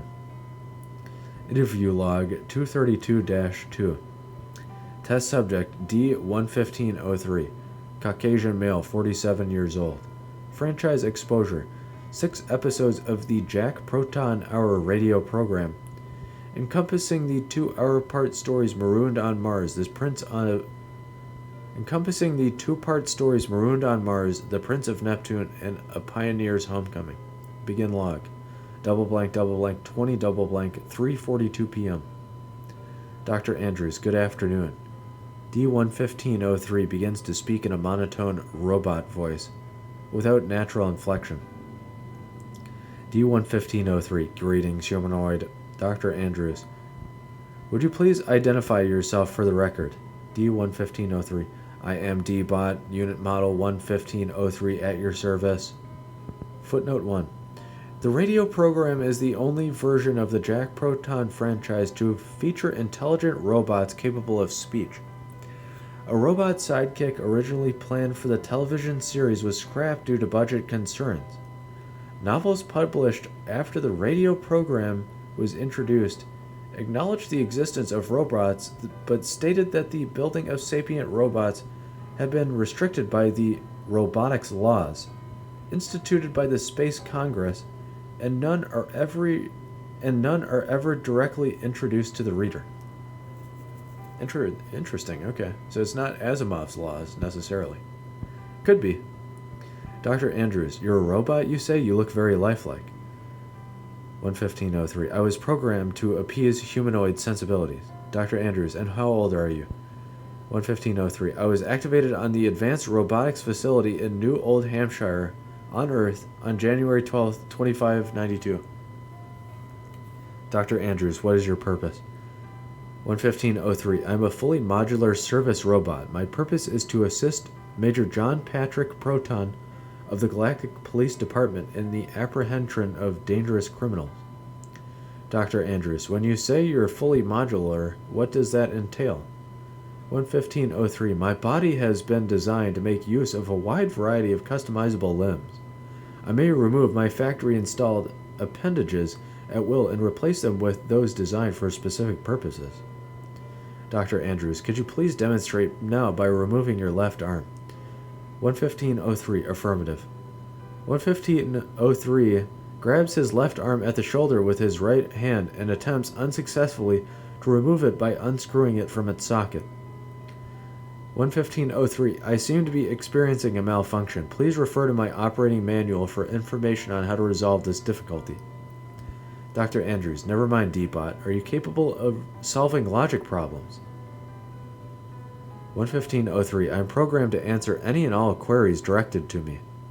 Dr. Andrews. A man has been sentenced to death. The morning of his execution, the executioner tells the condemned man he is to be either hanged or drowned, and tells the man to ask him one yes or no question, which he is compelled to answer truthfully. If the answer to the question is yes, then the man will be hanged. If the answer is no, then the man will be drowned. The man asks, "Are you going to drown me? Will the man be hanged or will he be drowned?" D-11503 is silent for 38 seconds. Dr. Andrews. D-Bot? 11503. Error. Dr. Andrews. I beg your pardon? 11503. If no... D-11503. If answer equals no, then result equals drowning. But no equals incorrect if result equals drowning. Therefore drowning equals impossible. Result equals hanging. Hanging equals impossible if answer equals no. Error. Does not compute. System overload. Consult operator's manual for... D-11503 slumps over and ceases responding to outside stimuli. N-Log, 3:49 p.m. Interview log 232-3. Test subject D-67539, Caucasian female, 26 years old. Franchise exposure, 1 short story collection, Starship Days. 1 unauthorized fan fiction short story, Major Sarah. Forward. None of the official Jack Proton stories feature female characters as protagonists or action-oriented supporting characters. Prior to Interview 232-3, all experiments with female test subjects had resulted in the subject developing the personality of a damsel in distress.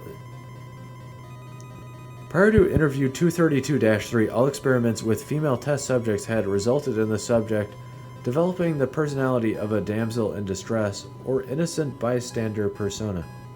Major Sarah, an unauthorized piece of short fiction published in 1972 by the fanzine Junior Action Squad, which details the experience of the first woman to join the Galactic Police Department and her subsequent forbidden love affair with Jack Proton, was introduced in order to determine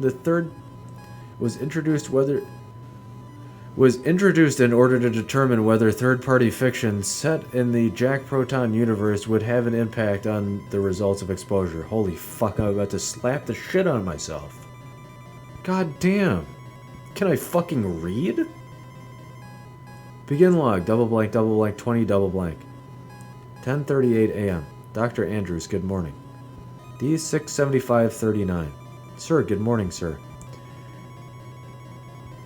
D-69539 rises to her feet and salutes. Dr. Andrews returns the salute. Probably just an error.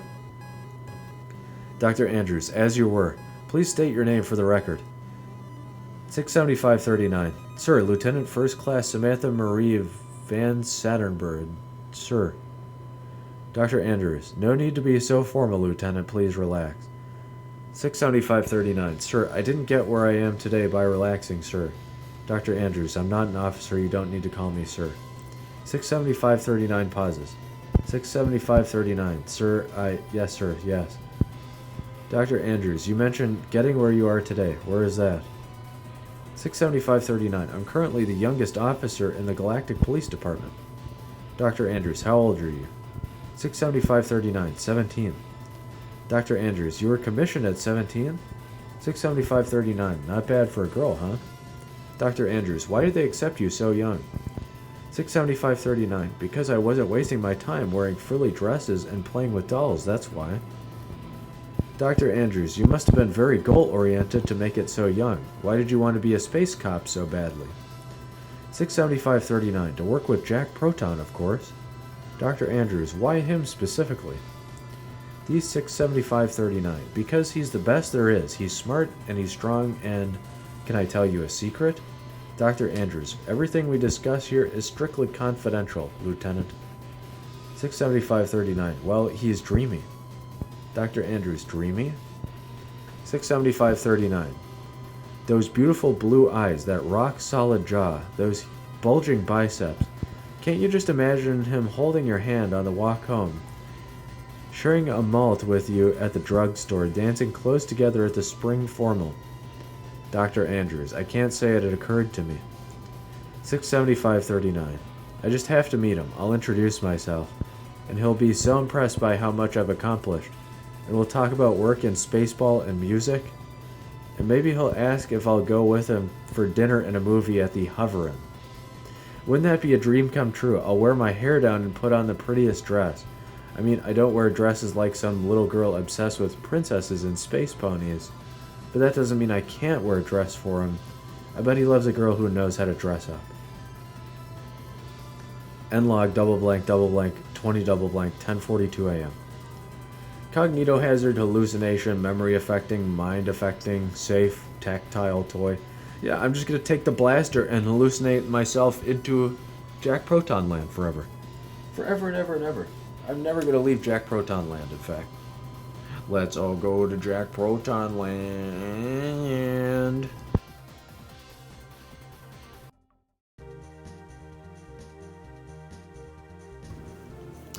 Alright, numerological. 233. Item number 233. Object class Keter. Special containment procedures. 233 is to be kept within a cubical vanadium-lined container.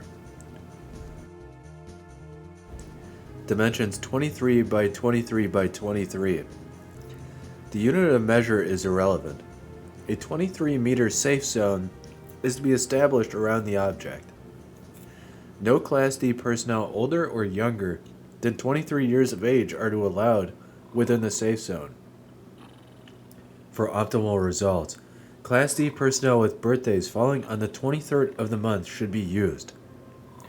No firearms other than those chambered with special purpose .2323 caliber rounds are to be used within the containment chamber.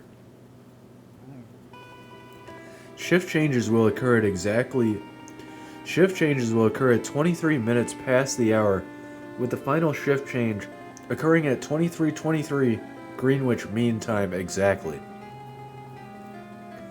Under no circumstances are redacted ammunition, Class D personnel born in the month of redacted, or on the redacted, or 20 redacted of the month, or redacted, or any redacted side object to be brought within the 23-meter safe zone.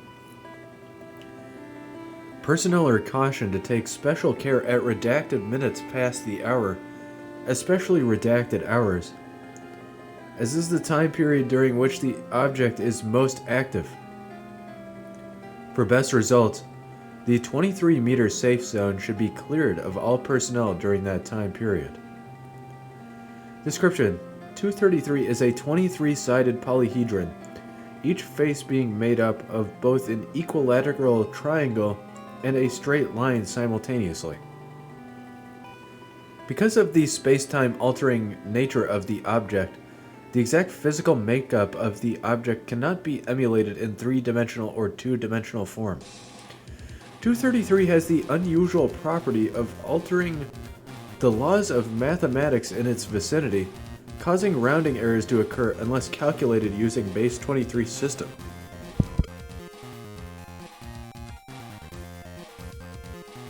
Mathematical calculations carried out in base 23, however, have the benefit of being carried out at 23 times the normal speed. For this reason, destruction of the item has been postponed, pending possible integration into data expunged. The difficulty of converting binary information into base 23 mathematics aside, the device has already shown its value. Its value to the organization. See Report 234 redacted by Dr. Nana redacted regarding her unusual solution to the unified field theory. Okay. Report 234? Okay. Unfortunately, 233 appears to have a particularly violent effect upon occurrences of the number redacted, occurring within its safe zone. See report re-death of Dr. Nana, redacted on date redacted. Chemical breakdown of the affected object proceeds at a rapid rate. Direct contact results in immediate destruction of the object in question by breakdown into component atoms within 0.23 seconds. One note, 233 appears to be triggered not by the actual physical properties of the object in question in any empirical sense, but by the perceptions of nearby observers. For instance, it is safe to handle 233 using a 2.74 meter long pole, so long as no observers within the danger zone perceive said pole as being redacted feet in length. Yeah, it's kind of like quantum math. Like, we could play with the layer of 23, base 23, but the math is so hard, so we might as well just sit in there with our base 23 computer. One note, 233 appears to be triggered not by the actual physical properties of the object in question in any empirical sense, but by the perceptions of nearby observers. For instance, it is safe to handle 233 using a 2.74 meter long pole, so long as no observers within the danger zone perceive said pole as being redacted feet in length. The reason for this is unknown, but the observer effect recorded in classical quantum physics may be involved. See report 77 Heisenberg. The medium may be perturbed, or it may not. If you don't understand, like, the quantum mechanic interpretation there, it's like, you know, imagine, what is it? Object permanence? You know, is something you learn in, like, very early childhood. If you don't have it, you're probably a baby, or like something wrong with your brain. It's a sign of like higher learning when you have it. Yeah, kind of like forget what you know about that when it comes to like certain sciences, because you have to just like either imply, pretend, or know that like something's going on when you ain't there, and it might be completely different than what it is whenever you're doing shit involved with it. Maybe you gotta do something different whenever you're hanging out with it. I don't know. It's fucking weird math. Addendum 233A. Upon the recommendation of Dr. A. Clef, the research committee has petitioned to redesignate this object as SCP-2323. Although this would place the item outside the standard numbering scheme, SCP-233's mathematical nature requires that utmost precautions be taken during all numbering schemes involving data related with the project.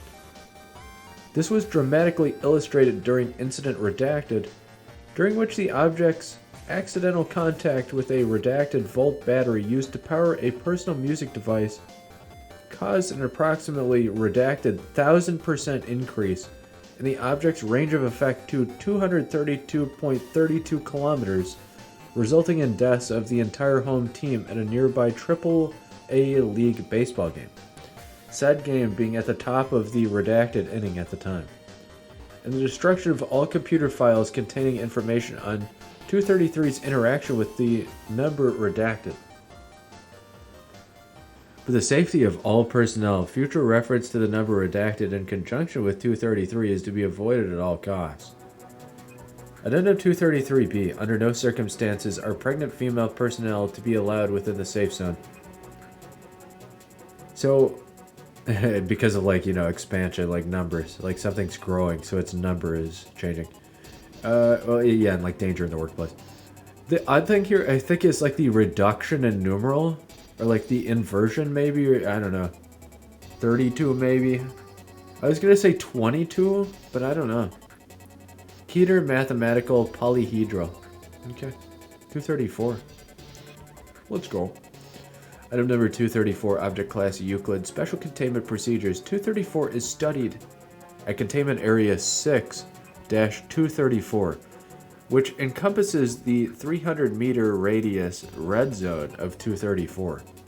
The main laboratory building within the red zone is built as an open-air structure with no doors or closed windows. No closed containers or spaces of any kind are allowed within the red zone of 234. Any space which inadvertently becomes closed within the red zone is to be declared a... Any space which inadvertently becomes closed within the red zone is to be declared a Class 2 dimensional/implosion hazard and must be remotely destroyed on site following mandatory evacuation of the laboratory area. Personnel trapped within a closed space are to be considered lost. Experimentation with 234 may only be performed with express prior permission from at least 2 level 4 personnel. Experimentation which introduces closed spaces into the red zone of 234 may not exceed 1 liter in volume, and must be treated as a Class 3 dimensional/implosion hazard. I'm just imagining 2323. Did we really do this? Do we really do this? What? No. No. No. It must be reclassified as this one. It's a bird. Okay. Description. Right? Yeah. Description. 234 is a species of organism of presumed extra-dimensional origin resembling fish, measuring approximately 25 millimeters in length. 234 does not appear to have any eyes or light-sensitive organs, but navigates via a highly evolved sense of echolocation. It maintains buoyancy via a gas-filled organ similar to a swim bladder, which allows it to float in the air. It exhibits behavior consistent with an omnivorous scavenger organism, though to date it has not been observed consuming any terrestrial organic matter. 234 appears to only be able to exist within a closed air-filled space and will spontaneously come into existence whenever such a closed space exists or is brought within the red zone, an area of approximately 300-meter radius in a remote area in the mountains near Redacted. When an 234 specimen is startled, killed, brought out of the red zone, or the closed space containing the specimen is breached, all matter, including air, within the closed space is immediately extra-dimensionally evacuated with sufficient force to cause a catastrophic implosion within the surrounding area. 234 was discovered following a series of incident reports and disappearances of backcountry hikers near Redacted. A Foundation survey team sent to the area inadvertently created a closed space within A Foundation survey team sent to the area inadvertently created a closed space with a standard adverse weather camping tent, whose subsequent implosion resulted in the disappearance of 1 research personnel and severe injuries to an additional 2 agents. Sorry, I bopped the fuck out of the microphone. Research is ongoing into how 234 is capable of extra-dimensional movement. Experimentation is hampered by the ability to study 234 outside of closed spaces, and attempts to trace evacuated objects via the use of tracking devices have yielded no results. To date, objects evacuated by specimens of 234 have never been found again. Addendum 234-01, Incident Log 234-031. On double blank, single blank, double blank, Dr. Blank accidentally introduced a closed space into the red zone of 234 in the form of a sealed coffee thermos. Upon opening the container, the resulting implosion startled 4 additional 234 instances within the testing area, causing a chain reaction that inflicted severe damage to the laboratory as well as causing injuries to 6 research personnel. Post-incident photographs of the remains of Dr. Blank are kept on file as a warning to research personnel assigned to 234 as the consequences of carelessness during experimentation. Like, sealed containers become like vacuum explosion implosions. Alive animal Euclid extra-dimensional fish species. Okay. It tries to warp into containers and it blows up. Because you fucking didn't figure out the math quick enough. 235, item number 235, object class safe, special containment procedures. Currently 4 instances of 235 have been recovered. All instances are to be kept in a secure storage locker within Reliquary Research and Containment Site 76. Authorization of 2 Clearance level 2 staff is required to remove an instance of 235 from storage for research and testing purposes. Description: 235 appear to be shellac phonograph records of the type commonly produced in the late 1920s. Each instance of 235 has a white label with a title in black lettering. Each record contains a different song. They are as follows. Instance, title, artist and year, number of skips per play. It's a table. On the left is the SCP related to it. 235-1. After you get what you want, you don't want it. Van and Schenk, 1920. 4 skips per play. 235-2. Dark was the night. Blind Willie Johnson, 1927. Number of skips per play, 5. 235-3. Who's Sorry Now? Marion Harris, 1923. 7 skips per play. Instance 235-4. Title unknown. Artist and year unknown. Number of skips per play, 15. 235-4 has no label and contains a song that has not been 235-4 has no label and contains a song that has not been identified. The tune has no lyrics and is a slow, mournful dirge. Each instance of 235 creates an identical phenomenon when played at speeds between 77 and 79 RPM. All objects within a certain distance of the recording, correlated with the volume at which it plays, appear to freeze in place whenever the record skips or is unable to play a section of the recording. This freeze lasts for a set duration, approximately it's a digit in the tens with the second numeral redacted. So approximately 10 to 19 times the amount of time skipped.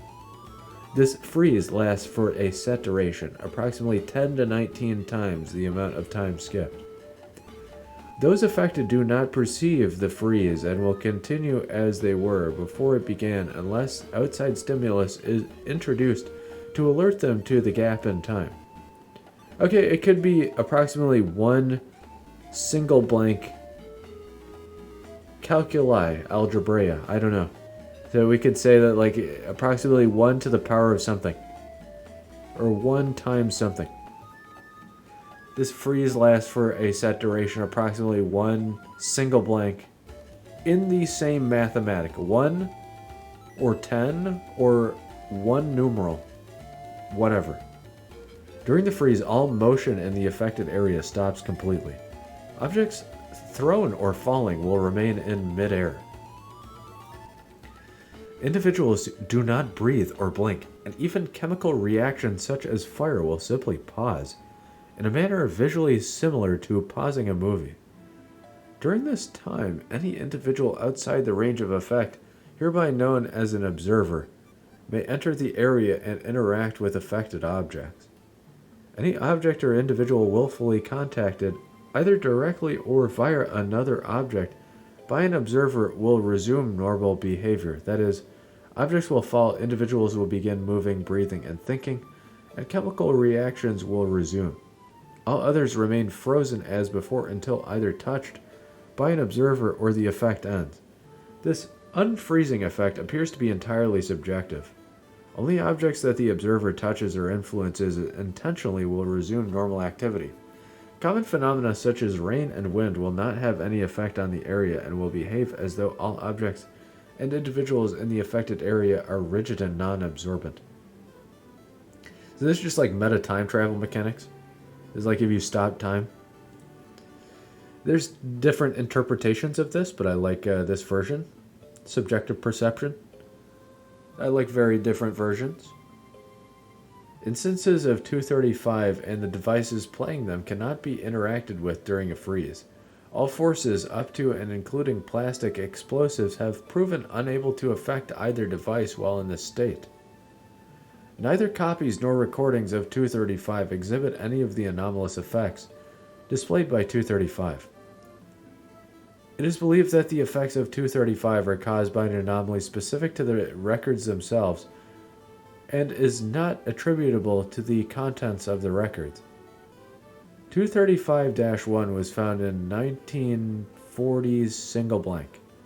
It was discovered atop a record player found at the scene of the murder of Redacted, who was at the time president of the Redacted Corporation. 235-2 was found still spinning at a wedding between data expunged. Both bride and groom were found murdered by single gunshot wounds to the head with no witnesses, despite both individuals being discovered dead on the dance floor at the reception.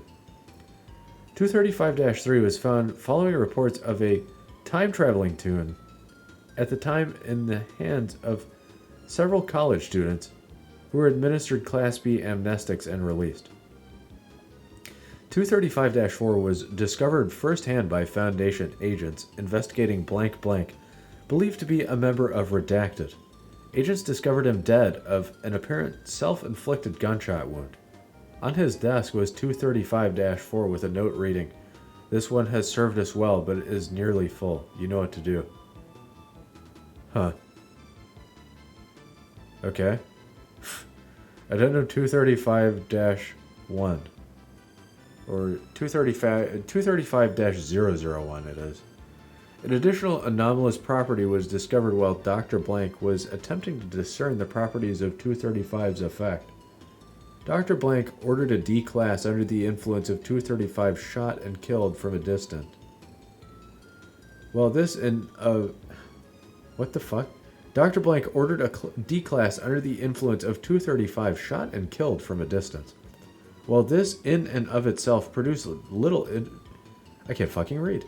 While this in and of itself produced little useful data, it was noted on the next playthrough that the record skipped in a location where it had previously played smoothly. Further testing confirmed that each time an individual dies while affected by 235, the instance that produced the effect is damaged slightly, producing another section of the song that is likely to skip. Multiple deaths during a single skip appear to correlate with the new skip being longer in duration, but a consistent pattern has not emerged. It was like, you need to learn time travel technology, but stop killing, motherfucker. Co-authored Media Safe Temporal. Yeah, it's like, you're punished for killing in this. Good. Good.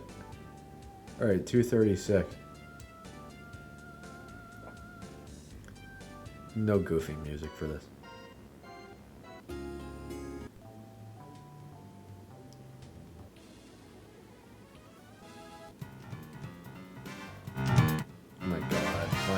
My fucking god. Why am I so stupid? Quit it. I'm just trying to very slightly adjust the music and I fucking max it out. Because I'm stupid as shit. God. 236, item number 236. Object class Keter. Special containment procedures. Any and all materials leaving the containment area are to be scanned for any containment.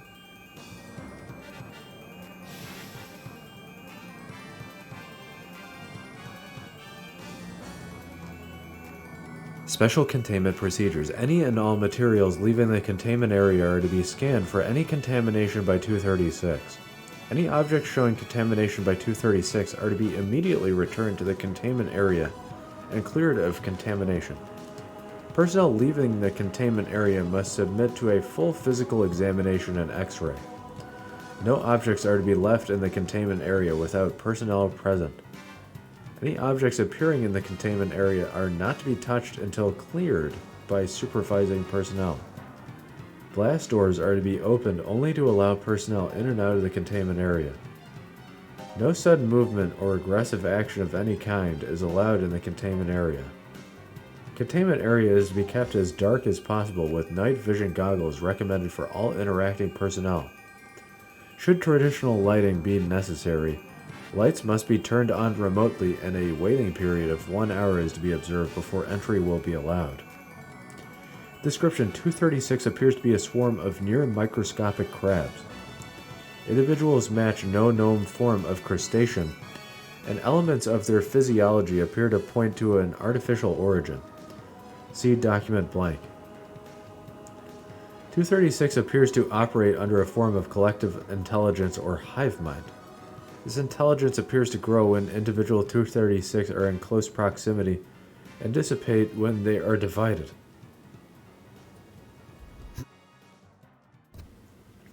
Large swarms appear to exhibit predatory intelligence and become significantly more aggressive than individuals. Swarms show aptitude with problem solving, encircling tactics, and stealth. In addition, swarms appear to be able to take on the physical aspects and appearance of inanimate objects, such as doors, chairs, or even complex patterns such as those found in paintings, for extended periods of time. This mimicry is near perfect under casual observation and requires detailed observation to detect.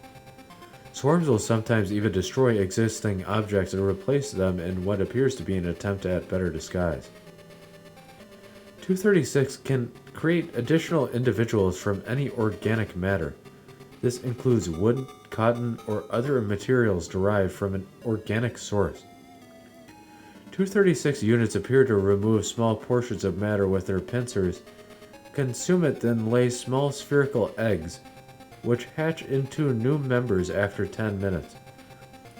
Juvenile 236 look identical to adults, but are smaller in size and lack the chemicals used in the defensive response. Juveniles reach the full adult size after 6 hours. 236 individuals appear to fear light, rapid movement, or loud noises. This fear is reduced in proportion to the number of units in a swarm, but even large collectives can be startled by a sudden sound or bright light. 236 are startled while mimicking an object.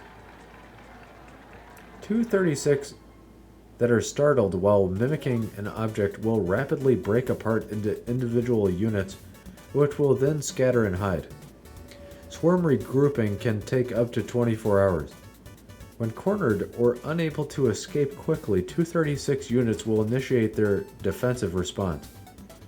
This entails a unit raising its pincers, then detonating with an explosion. This entails a unit raising its pincers, then detonating with an explosion equivalent to 9.7. This entails a unit raising its pincers and then detonating with an explosion equivalent to 9.07 kilograms (20 pounds) of C4 explosive. Initial research suggests that this is the result of an internal chemical reaction involving the mixing of 3 normally inert chemicals. Collection of these chemicals has been problematic due to the relatively minute size of their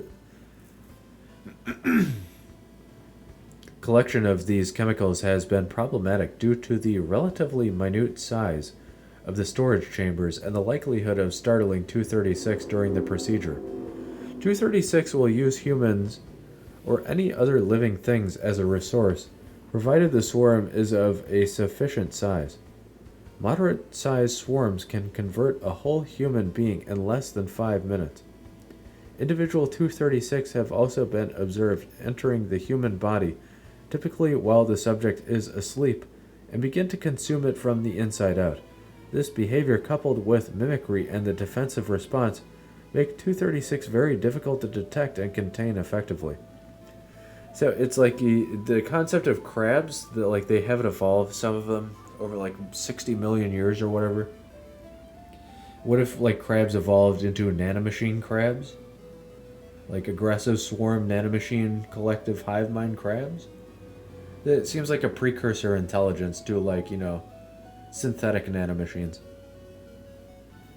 If not stronger, because it has like explodey hands. That, if you try to disassemble it, it blows you up instead. Addendum. While 236 has not been observed to mimic organic life, the possibility exists for 236 to develop this behavior. Notably, during testing with SCP-2366, when 236 mimicked a brown bear, it began to exhibit increased predatory behavior and data expunged. Such formations are to be immediately reported and testing area cleared immediately. Okay. 2366, okay. Well, let's move on. 237. Biological crustacean, hive mind keter, microscopic mimetic. Mimetic. Predatory, self-replicating, swarm. Mimetic. As in mimicry. 237, item number 237, object class safe.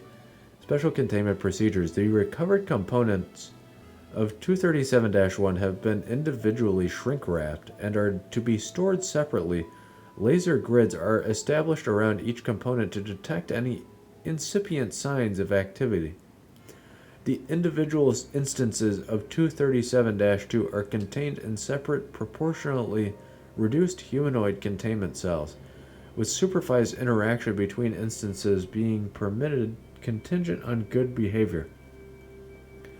Personnel supervising interaction between instances of 237-2 are required to be fluent in spoken Japanese. All interactions are to be recorded and filmed. Instances of 237-2 will periodically request supplies of resin and clay with which to repair damage to themselves. To de-incentivize self-harm and prevent stockpiling, these requests are to be fulfilled no more often than once a month, and any supplies not used in repairing damage are to be removed. Standard data mining bots have been introduced into the law enforcement IT infrastructure throughout the Kansai region of Japan to maintain surveillance for uncontained instances of 237-2. Standard internet monitoring bots have been set to watch video sharing sites for further copies of 237-1's videos. All such copies are to be taken down via Prenda protocols. All such copies are to be taken down via I can't fucking say that. All such copies are to be taken down via Prenda protocols. Can I fucking talk? Description: 237 is the collective designation of the physical remains of 237-1, and of the set of instances of 237-2 which it created. Prior to being taken into Foundation custody, 237-1 appeared to be a human male of Japanese ethnicity, with falsified identity documents indicating an age of 24 years.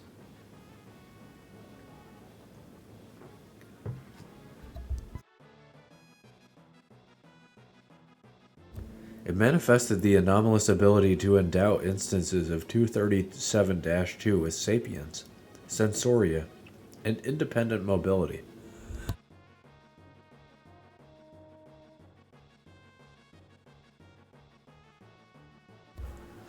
The 16 instances of 237-2 are clay and polyurethane statuettes, which were anomalously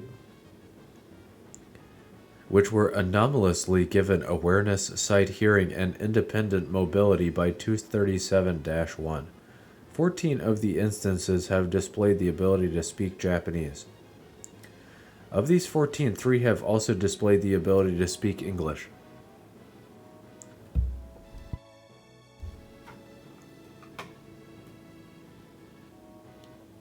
Footnote 1. While the massive time gap precludes a direct connection, similarities with SCP-2101 suggest that these anomalies may descend from the same anomalous sculpting tradition. Okay. While being transported to Site 17... I can't fucking read. While being transported to Site 12 for long-term containment, 237-1 abruptly collapsed into several dozen disconnected slabs of clay and polyurethane resin, similar in composition to the instances of 237-2. However, where the resin clay mixture in instances of 237-2 is homogeneous and featureless, homogeneous. However, while the resin clay mixture in instances of 237-2 is homogeneous and featureless, in 237-1 the mixture is shaped into replica human organs that are accurate to the sub-millimeter level. List of instances of 237-2 in custody. 1. 23 centimeter tall human female in French maid's outfit holding a deck broom, non-removable. 2. 19 centimeter tall human female in swimsuit, has feline ears, one broken, tail broken, and paws. 3. 25 centimeter tall human female in leather motorcyclist gear with zipper open past its navel, left forearm missing. 4. 27 centimeter tall human male in samurai armor. Face is featureless, communicates by writing Japanese characters with its sword, non-removable. 5. 20 centimeter tall human infant, nude, no genitalia, has not displayed ability to speak but is fluent in Japanese Sign Language. 6. 30 centimeter tall human male with flensed skin and visible organs. Head is on backwards as a result of attempts at repair. 7. 22 centimeter tall human adolescent female in swimsuit. Has disproportionately large anime-style eyes, non-functional. 8. 24 centimeter tall human female in office clothes, permanently in seated position. 9. 15 centimeter tall emperor penguin. Aptenodytes forsteri. 10. 22 centimeter tall human female in gothic Lolita outfit. Back of head is missing. 11. 21 centimeter tall human female in gymnast outfit. Feet are unfinished. 12. 23 centimeter tall human female in samurai armor. 13. 12 centimeter tall anthropomorphic insectoid with top hat, compound eyes, and 4 articulated hands. Produces speech sounds by rubbing its limbs together. 14. 10 centimeter tall anthropomorphic rodent cartoon character. Has disfigured itself. 15. 24 centimeter tall skeletal creature. Strike-through does not match the skeletal structure of any known species on strike-through. Identified as the composite skeleton creature depicted in the closing sequence of Walt Disney's Skeleton Dance, 1929. 16. 30 centimeter tall demonic humanoid. Right arm held on with duct tape, left arm missing. The psychological profiles of the 237-2 instances are similar to a statistically improbable degree. However, rather than being a further indication of anomaly, this is believed to be a result of their common origin. Acquisition log. 237-1 was discovered after it uploaded several videos to the video sharing site redacted.jp, in which it demonstrated its anomaly. A mobile task force was dispatched to its residence, where it was taken into custody along with the instances of 237-2. Excerpt from the interview log 237-411QL. Interview subject 237-29 Penguin. 237-2-9. I don't know, maybe it's because I'm not human. Well, humanoid. But I think I have a clearer view of our situation than the others. Dr. Gladstone. Oh? 237-2-9. They're still waiting for him to come back for us. They're expecting him to rescue us, free us, repair us, all that. Dr. Gladstone. And you aren't? 237-2-9. Look, I loved him as much as the rest of them. But if you've had us here for what, 3 years? Dr. Gladstone, 4 next month. 237-2-9. Nearly 4 years, and he hasn't tried anything. No raids, no infiltration, nothing. And I can't believe he'd just abandoned us. At first I thought it was just because he was your prisoner. Dr. Gladstone, I can't confirm or deny that. 237-2-9. Doctor, we know you caught him. We saw you catch him. That first day before you caught us. It's just that most of the others think he escaped somehow. and Office SCP-237-2-8, and Skinny SCP-237-2-6. Think that what you caught was a decoy. Dr. Gladstone, but you don't believe that? 237-2-9. Oh, no. I wish I believed he was smart enough to make a decoy, but well, I suppose he wasn't stupid. Otherwise I wouldn't be smart, but I suppose he was naive? Dr. Gladstone, naive. It's from French.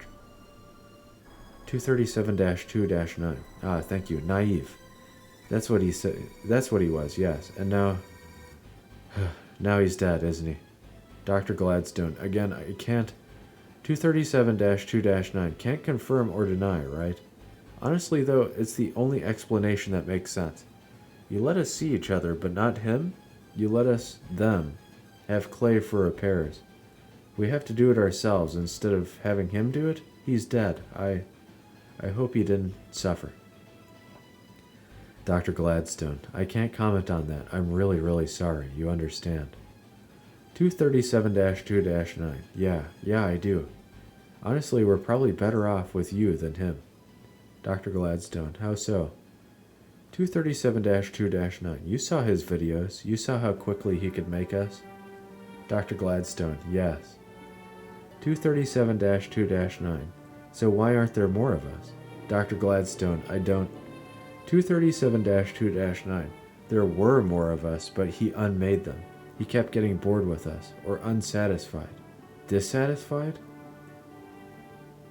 Dr. Gladstone. Ah, I believe either word will do here. 237-2-9.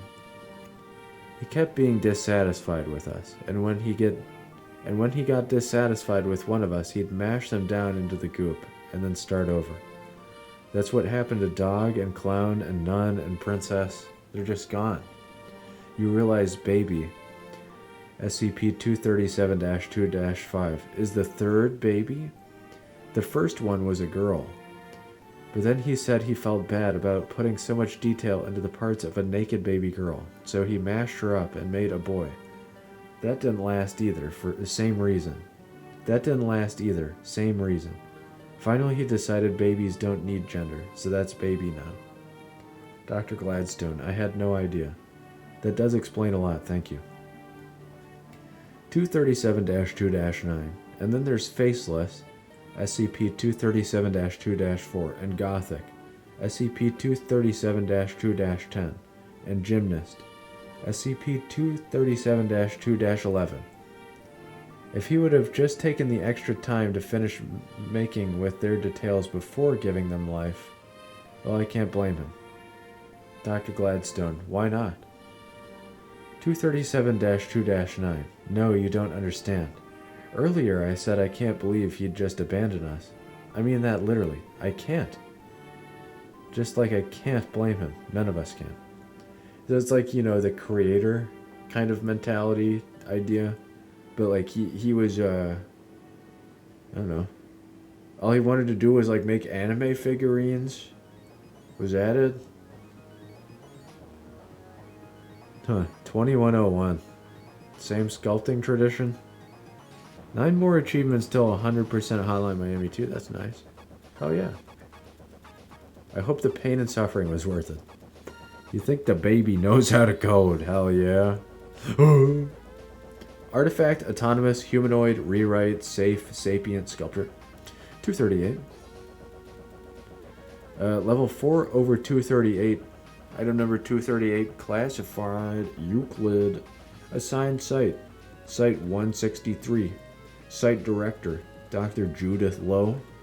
Research head, Dr. Sergei Zuravlev. Assigned MTF, Xi 8. Key 8? The last to fall. She 8? It's probably she. XI-8. Special containment procedures. 238 has been contained in situ. It has a 5-kilometer exclusion zone. 238 has been contained in situ, and a 5-kilometer exclusion zone has been set up around Schmidta Island under cover story Omega Green 12, Ecological Preservation Area. All Foundation naval assets stationed at Provisional Site 163 have been disguised as Russian Federation Navy and tasked with preventing access to Schmidta Island. Exploration of the 238 complex has been indefinitely suspended as per O5 Executive Order 05.ord.238-086. Any entities attempting to breach the 238 exclusion zone are to be dissuaded from doing so whenever possible. Any entities apprehended on Schmidta Island are to be detained for questioning. Entities observed gaining access to 238 are to be presumed lost. Under no circumstances are Foundation assets to attempt any form of retrieval. The containment wing of Provisional Site 163 has been built around the opening to the cave housing the 238 entrance, and access has been limited to LO4 over 238 researchers only. Description: 238 refers to an extensive network of underground tunnels and chambers theorized to exist within a pocket dimension outside of our prime reality. To date, the only known entrance to 238 is through an intricately carved stone structure discovered in a cave on Schmidta Island, Russia. Despite multiple attempts to map the entirety of 238, it is not currently known how extensive the 238 facility is. While the area immediately surrounding the entrance to 238 appears to be carved from rock similar in composition to that found in the Schmidta Island region, the composition shifts radically the further into the facility one explores. Samples taken periodically throughout the explored areas of the complex have displayed internal properties similar to rock formations found throughout the Ural, Baltic, and Mediterranean substrata. Additionally, significant portions of the 238 complex appear to be comprised of organic tissue. While a majority of this tissue consists of calcified bone, there are some sections of the facility superstructure that retain characteristics most commonly found in still living human tissue. So this is the concept starting, at least, primarily the idea of universe, multiverse. It's the idea we're in a multiverse, but the next universe over, it's not like a one-to-one. A to A, and then A to B, and then B to B, and then A to B to C, or whatever. It ain't that. It's we got A and then we got little a. Or we got A and we got little b, right? And what it is a fucking interconnected hallway dimension. But now we've stepped even further into the caldera in Doctor Who, where the planet Earth is the most important thing ever. And we've got some fucking insane anomaly tying it all together underneath all of it. Who knows what the fuck it is? Okay. Discovery. The Foundation first became aware of 238 during the acquisition of records from former GRU Division P assets in the aftermath of the fall of the USSR. While the coordinates of 238 were listed in Division P files, no records of the initial discovery have yet been located. Access to the 238 cave had been sealed by Division P operatives, though no records remain as to the original rationale behind this decision. Due to its extensively remote location, research into the anomaly was deemed a low priority by Foundation administration until reports surfaced of a mission. Due to its extremely remote location, research into the anomaly was deemed a low priority by Foundation administration until reports surfaced of a missing Russian Federation Arctic survey team that had been assigned to study the glaciers in their Severnaya Zemlya archipelago. A Foundation team sent to investigate the report found that the receding Schmidt ice cap had exposed the entrance to the 238 cave, and the Division P containment barrier had been recently breached by unknown entities. Severnaya, huh? While several expeditions into 238 located evidence of their passage, no members of the Russian survey team were ever found. Additional research. In April of 1997, a Foundation expedition under the leadership of Foundation parageologist Dr. Sergei Zuravlev, was sent to Schmidta Island in order to ascertain the whereabouts of the missing survey team as well as to set up Provisional Site 163 in order to begin research into the 238 anomaly. Overall management of the 238 research was originally assigned to Dr. Inga Ilyinshin, the Siberia Region Director. 238.doc.01 238 Initial Report SCPF Internal Memorandum from Dr. Sergei Zuravlev to Dr. Inga Ilyinshin. Sorry. Date 08 May 1997. Re SCP-238 Initial Report. We've been at it for about a month now, and I figure you guys were itching for a proper report. When we first arrived, the cave opening was still relatively clear of ice, but it's damn cold up here.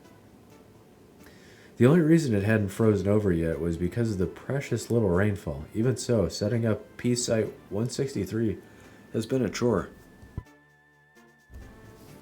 We finally finished setting up our foothold on Schmidta and finished up the preliminary examinations of the 238 portal.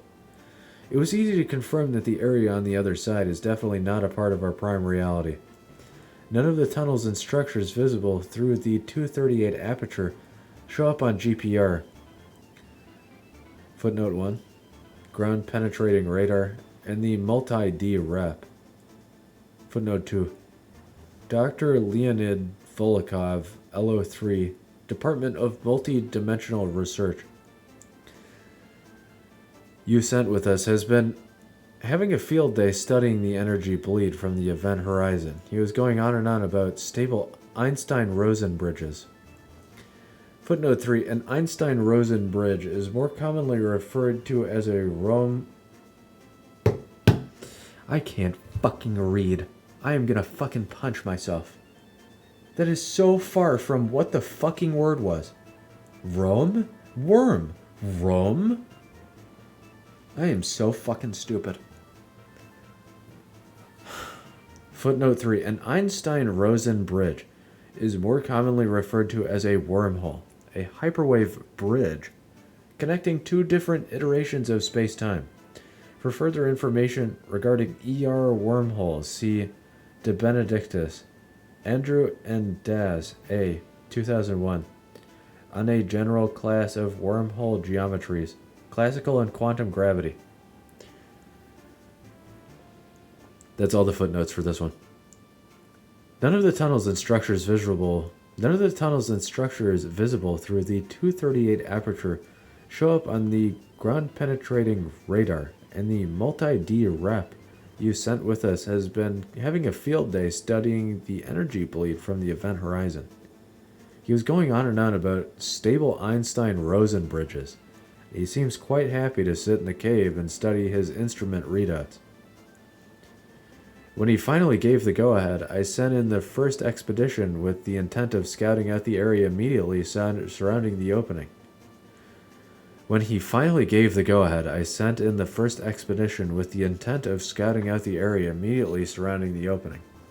The good news is that we can run a hard line to the repeater array set up just on the other side of the event horizon. The bad news is that the 238 pocket is much, much larger than we originally anticipated.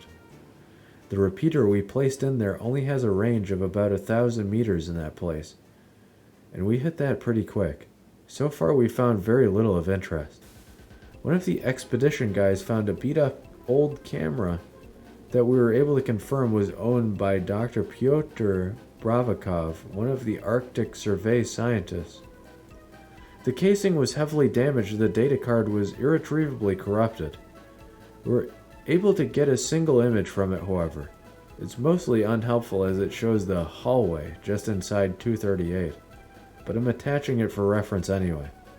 You might want to consider sending out a linguist. A little A little past the junction, we found some writing on the walls painted in some sort of ochre.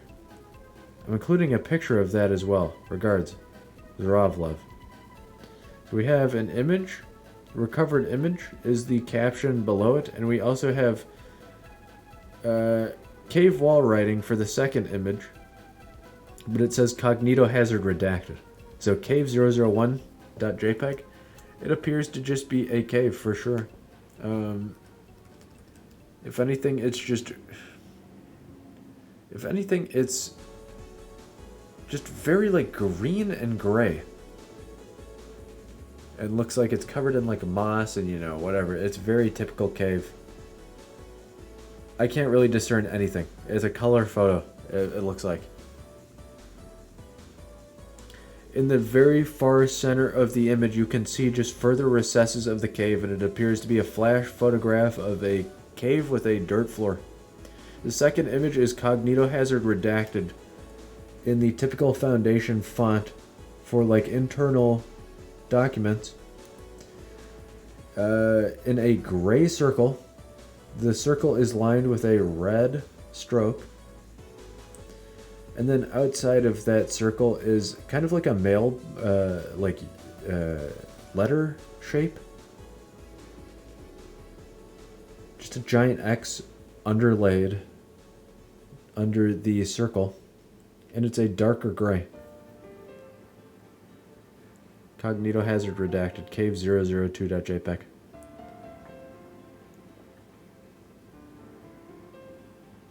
Finally, I have a fucking image. The writing found on the cave wall was determined to be an archaic form of anti-memetic cognito-hazardous glyphs known as urma, utilized by adherents to Sarnian proto-Sarkicism. So we got Sarkism, right? Sarkism or Sarkicism? I think it's Sarkic. Sarkicism, so Sarkicism, yeah. Okay. We go into Sarkic theory here. An anthropological approach to Sarkicism case study 02 was what the name of that article is. Maybe I'll read that at some other time. As such, management of 238 research was reassigned to Citra Accra personnel under the direction of Dr. Judith Lowe. I mean, it's just anti-memetics, right? So, I don't know. I have no idea what 2480 is. Further expeditions into 238 were indefinitely postponed due to budgetary shortfalls. File update. On 22 February 2020, cameras in the 238 containment area recorded a figure... File update. On 22nd February 2020, cameras in the 238 containment area recorded a figure stepping out of the portal. The figure appeared to be suffering from an advanced stage of 610 infection. This directs to SCP-610? Looks like some fucking crab creature infection. The figure appeared to be suffering from an advanced stage of 610 infection, but was unable to ambulate into the room utilizing 6 of its 8 limbs. It moved into the containment area and spent several minutes examining the containment gate before retreating back into the 238 aperture. Upon consideration of this new development in light of other world events, Dr. Lowe directed that another expedition into 238 be undertaken, this time composed of MTF She-8, the last to fall Alpha Company specialist led by Commander Malachi Ben Laraz. In light of other world events, directs to 4273, Apollyon. Okay. I don't know. There's so much shit. This one's been a wild ride so far. 238.doc.03 transcript. Date 24 February 2020. MTF She-8 Alpha Company 2nd Platoon. Team Lead Commander Malachi Ben Laraz. Team composition: Major Arundhati Dara, SPC Pierre Bonifant, SPC Samantha Sam Allen. SPC Mikhail Lermontov. Forward, team members were outfitted with Class A environmental combat suits as well as internal self-termination protocols. Additionally, Specialist Allen was designated as incinerator support and was armed with an Inferni plasma lance. Video feed is from Commander Ben Laraz's body camera. Begin log. Ben Laraz, listen up. You may have noticed a new face in our complement. Major Dara is on loan to us from the mole rats. The powers that be have concluded that her expertise will be invaluable, and I happen to agree. You have any words of wisdom for us, Major? Dara, trust your equipment. We'll be laying out anchor beacons as we go, and all your HUDs will sync to them. And those are often far more reliable than the shit you'll see with your eyes. If anything goes sideways, blank your visors and follow the beacons out. Those little blinking lights have saved more than one mole team, so we know how they work. Ben Laraz. Thank you, Dara. Glad the rats could spare you for this little jaunt. Dara. You've been so busy fighting flesh monsters that Command figured you could use the extra D backup. My fucking god.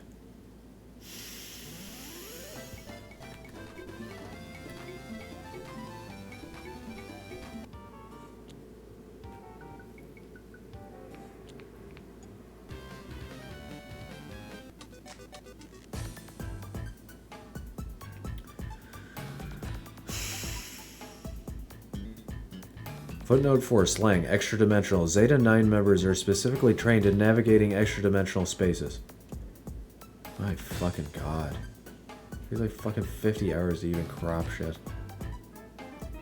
I just want to finish. I'm like polluted with a fucking 9,000 page article.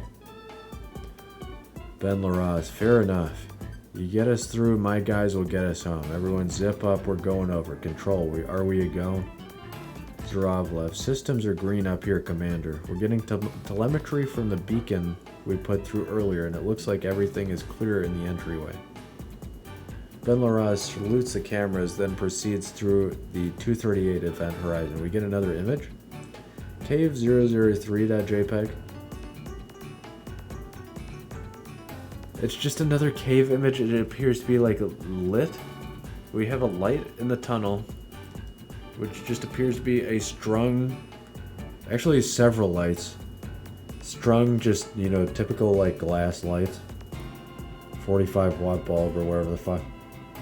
Further down you look, you could see like a bit of hewn step in the pathway just on the ground. And really the only discernible thing is like further down you see shadow and then more light just from strung lights, or maybe like a glowing orb, I don't know. But really the only other discernible thing is in the top left you see a series of what appears to be like staked rope or like cord, I don't know. Something for cave dwellers to track with. Okay.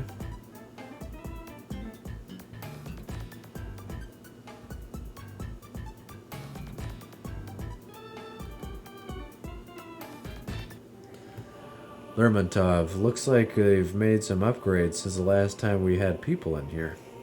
Ben Laraz, Control, it looks like there has been some attempt at wiring this place. There are lights and the walls show evidence of extensive stonework. I can't tell if the walls have been plastered over or just smoothed out. The team heads further into the complex. The excavations are more extensive here, and the texture of the walls changes radically. Exposed support beams made from calcified bone support cross-sections crafted from rusting metal and decaying wood, along with a wide variety of different types of brickwork and cement. The remains of machinery and fossilized organic tissue can be seen embedded in the walls exposed by excavation work. Dara, this place is a tomb. Not all of it is Sarkic, though. Get another image. Cave 005.jpg. Huh? Am I crazy or what's up with that? Okay. It appears to be like a cave wall with carvings out to like crawl through or symbolic or sitting spots. Kind of have like an odd morphing face in one of the holes. It's really just further holes, it really appears. It's just illuminated cave holes. I'm not going to sit here dwelling on it for 500 fucking thousand years. The feed shifts as Ben Laraz walks over to where Major Dara is crouched down next to a shallow pit. Inside the pit can be seen what looks like the torso portion of a suit of tarnished metal armor. She reaches down and lifts the corner of the breastplate, revealing a mass of fused gears and levers. Dara, this is mechanite. Whoever was in here dug something out of it and left everything else. Ben Laraz, the War of the Flesh. Dr. Lowe says that it isn't clear how it ended, but everything points to something apocalyptic. Nearly depopulated the Mediterranean basin, whatever it was. I'd never heard that there was fighting this far, though. Unknown. They chased us for years after the Azermach fell. No place was safe from their pogroms.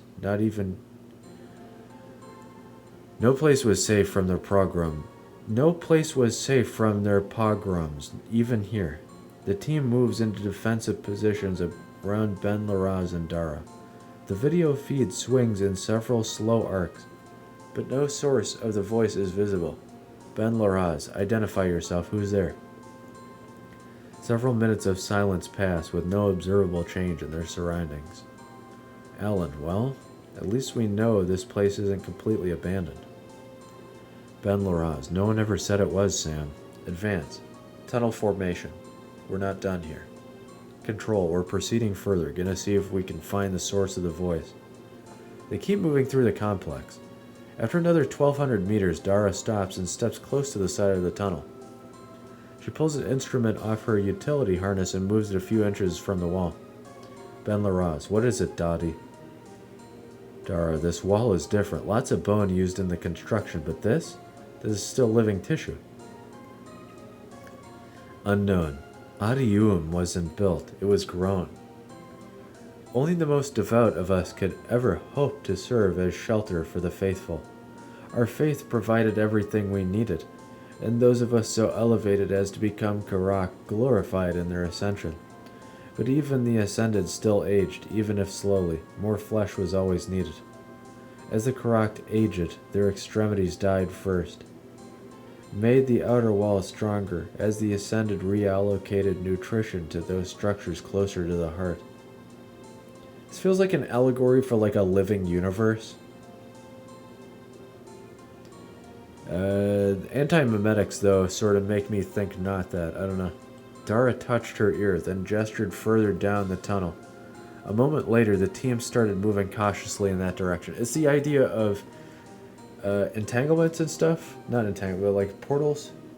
You have to create that like universe little b portal. And it takes so much effort and energy to like entangle universe A capital with universe B little to universe C capital. Using this like portal. We use like fucking holy technology and like the souls of billions created this like meta universe to cross over. You expound upon that theory and like you just chill in like the expanded like, you know, little b universe. You sit there, you have like small people that evolve there, and there you go, you have like entropy. All of the fleshy walls are just the entanglement of the universe. Oh my fucking god. Unknown. Adium was glorious in those days, spires and domes as far as the eye could see, standing in ranks about the grand Kirakana. And when they sang, this links to a YouTube video. Huh? What? SCP Foundation Sarcasm excerpt from Festive Nalcon Chant 01. I'm gonna fucking lose it. Please, for the love of fucking God, let me just read and be fucking done with it. I appreciate your like ARG bullshit, but can I be fucking done.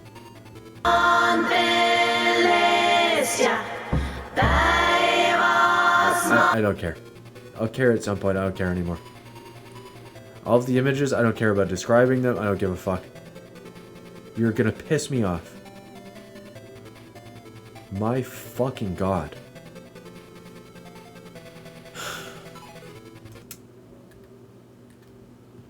Okay.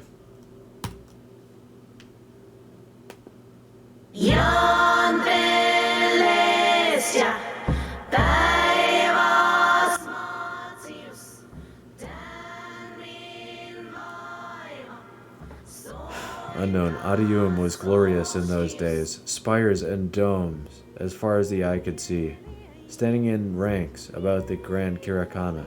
And when they sang, all Adium rejoiced together in chorus.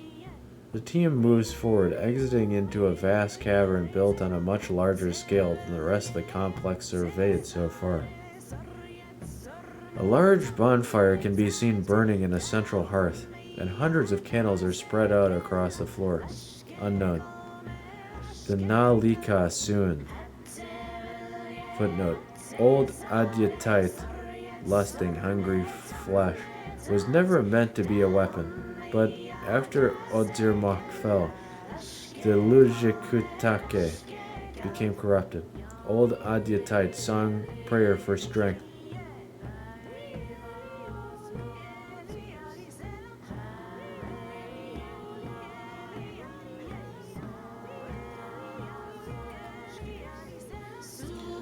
Unknown, the Nalika Soon was never meant to be a weapon. But after the Ozirmak fell, the Lijukutake became corrupted. It was the song of ascendancy, the gift of Ion to the faithful, a way to feed the Karak, but in the end it became as the Red Death. And Kala Karan released it upon those that would wish us harm. This links to 3862. On the far side of the cavern can be seen a deep alcove, and the team follows the spiraling pattern of the candles to the opening, spreading out to either side. Specialist Allen steps first into the alcove, leading the way with her lance. Unknown. And now you come into me, bringing your weapons of death, stinking of machine and of the mortification of the flesh that comes with too long association with those dead things. I protected the faithful from the fleshless, and I have yet to surrender my vigil. This links to another image, cave007.jpg. It appears to be a very intricate latticework, internal royal carved rough-hewn rock structure area. The latticework on the foreground right-hand side appears to be much newer. It's like iron or wood. I don't know. We could see shadows of it. Further back in the left, indecipherable, but it appears to be magnified complex. I don't know. I don't want to describe all of this anymore. I'll do it later with future articles, but I am so fucking mad.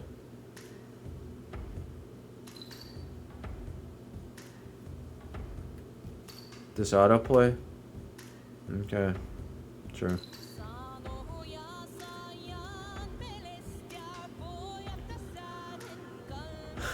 Ben Laraz, you're the facility, aren't you? We're not here to cause you harm. We're researchers. We just want to know what's going on. 238, your heart beats with your lie, Commander. Even if you didn't wish to cause harm to those I protect, your masters certainly do. But their chance to do so has passed. The Ojirmak once again walks the earth, and all shall tremble before the host. Those who would be free shall be welcomed with open arms, but even those who resist shall be embraced by the Halkost. Alan, Commander, there's movement on the other side of the cavern. Ben Laraz, right then, time for exfil. Alan, you've got point, lead us out. 238, join us, Ben Laraz. Let this not be your Kalmania. Ben Laraz, no, I don't think so. We're getting out, even if we have to burn our way through. 238, so be it. End log. This really feels like a Stargate episode. Afterward, The remainder of this log has been omitted for brevity. Sheet 8 was able to exfiltrate but were engaged the entirety of that transit by entities in advanced stages of 610 infection. Specialist Bonafante and Commander Ben Laraz were the only two to make it to the extraction site, but SPC Bonafante succumbed to 610 infection and was terminated. Commander Ben Laraz was released after no signs of infection were found following 14 days of quarantine. It's almost the concept of non-combat, higher-level, non-human intelligence entities, and we're bringing it down to the level of early game Stargate. Just kill alien with gun. Where what I just said is the highest level that just two levels of gods interacting with each other. Low-level human gods interacting with non-human intelligence high-level gods. O5 Executive Order Override. O5 Executive Override Order 238-086. Governance of 238 has been reassigned to the Kalapat Noga Initiative and has been slated for decommissioning. At no point should any Foundation personnel attempt to enter or disturb the 238 archway. Any personnel attempting to violate this order will be subject to immediate termination. 238 has been sealed. May those that reside within find whatever peace they are searching for. Act 3. In Conquestum Mundi. In Memoria Adjutum. Oh my fucking god. Biological Euclid Extra-Dimensional Gru Division P Judith Low Memoriam Adjutum Rewrite Sapium Sarkic Structure Subterranean. My fucking god. My fucking god.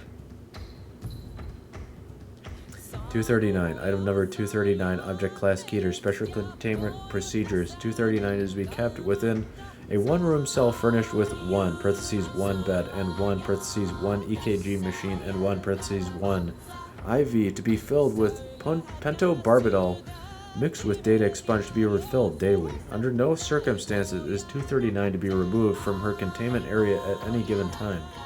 The walls of this cell are to be coated in a telekill lead alloy. Only Class 2 personnel are allowed any contact with 239 at any time. All personnel guarding 239's containment area are to be equipped with telekill headgear SCP-148. This does link to 148. Subject's proper name is Seguros Stefansdotter.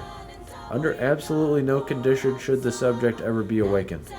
Any personnel found attempting to awaken the subject will be immediately terminated. Description: 239 appears to be an 8-year-old girl, 1 meter in height and 20 kilograms in weight. Subject has shoulder-length blonde hair. Upon closer inspection, the subject's eyes shimmer a gray-green shade. Subject seems to emit a previously undiscovered form of radiation, which has been named blank.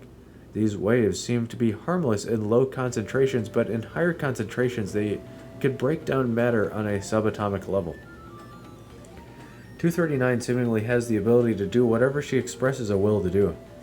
Put simply, the subject can do anything that she truly wants to do on a basal psychological level as long as she is conscious. Fortunately, she only seems to be able to affect herself and her immediate surroundings. Therefore, if she can see it, she can change it. It would not be the most prudent course of action, however, to try to test how powerful she can be. It seems she seems to be able to create and affect living matter. For example, when a D-class personnel accidentally caused her harm, she simply wished him away. Fortunately, when the subject was made to feel guilty for what she had done, she wished him back. 239's self-preservation instinct makes her virtually invincible while she is conscious. Subject's skin cannot be punctured by anything excepting 148. As a method of controlling the subject's ability, she has been told that she is a witch. This, besides improving morale greatly, makes her believe that she is unable to use her abilities outside of a pre-approved list of spells given to her by the SCP Foundation. This will hopefully prevent any and all attempted escapes. However, the subject is to be kept calm at all times to prevent any subconscious wish of harm to herself or others. Basal psychological level. 239 came to the attention of the Foundation very soon after her birth in blank blank. Approximately 3 hours after the subject's birth, blank blank hospital was destroyed by an unexplained explosion. The press was informed that it was due to a gas leak. SCP teams were dispatched shortly to search the site for any abnormalities.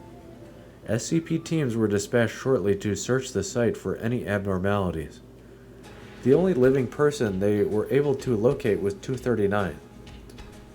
For the next 8 years, the subject was raised under SCP care. As of blank blank 20 double blank, subject is to be kept in a medically induced coma until further notice. This decision was made by data expunged. 239 is permanently contained in Site-17. Note from Dr. Blank dated 12/26/04. Who the hell thought it would be a good idea to tell her about Santa Claus and then tell her that it was just a story? Now we have another potential SCP to deal with, but we can't catch him because he is, quote, magic. Dr. A. Clef's report. My analysis of the situation has led me to the conclusion that 239 is an unacceptable...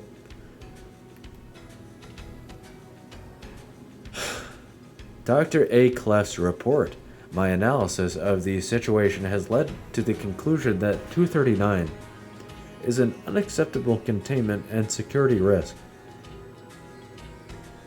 Although several proposals have been made using her for containing other SCPs, the example of 953 and others must serve as a stark reminder of the risks of overestimating the Foundation's ability to control SCPs with reality-altering powers.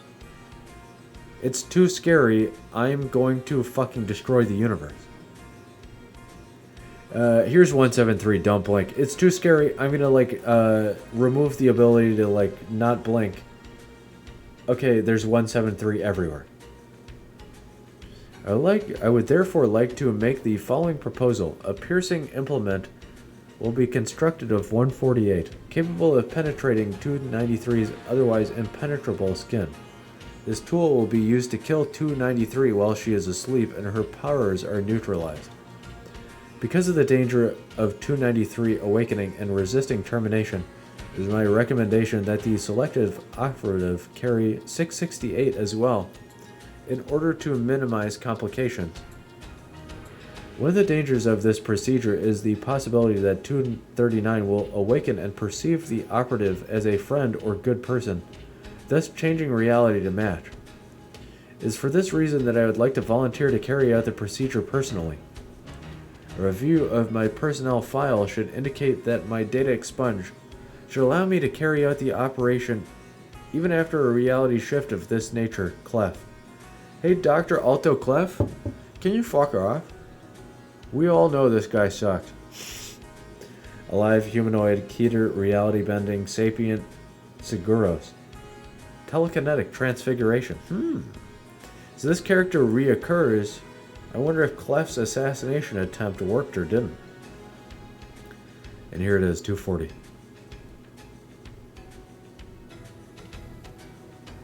Hey, I hope you have fun streaming on Twitch. Alright, 240, there's an image. The description of the image, 240 being used prior to initial containment by members of the Morsum Space Society. 240.png, it appears to be a black and white photograph sepia tone, roughly around 1860 to 1940, whatever. It looks like a gentleman in a top hat with what appears to be a suit. Several other people in the background, one person with a white shirt, black pants, one person in a full suit with another top hat, one person with a suit with white hair, one person indiscernible in the background, a white shirt maybe with a hat, I don't know. We can see a bridge, lots of foliage, grass. I can't really make out what's on the far left, but some white structure of some polyhedral organization. And what appears to be a signature at the bottom left. The subject of the photo appears to be the flying machine in the sky. There's clouds in the sky. It really just looks like a prototypical, like, Wright brothers, Michelangelo, whatever the fuck his name is, Da Vinci flying machine. 240, item number 240, object class safe. Special containment procedures. 240 is to be kept in the secure artifact storage facility in Site 77. Why does that link to something? It links to secure facility dossier Site 77. Due to its age and delicate construction, 240 is to be contained in a vacuum-sealed container with humidity and temperature levels constantly monitored and controlled. I fucking hate myself. Due to its age and delicate construction, 240 is to be contained in a vacuum-sealed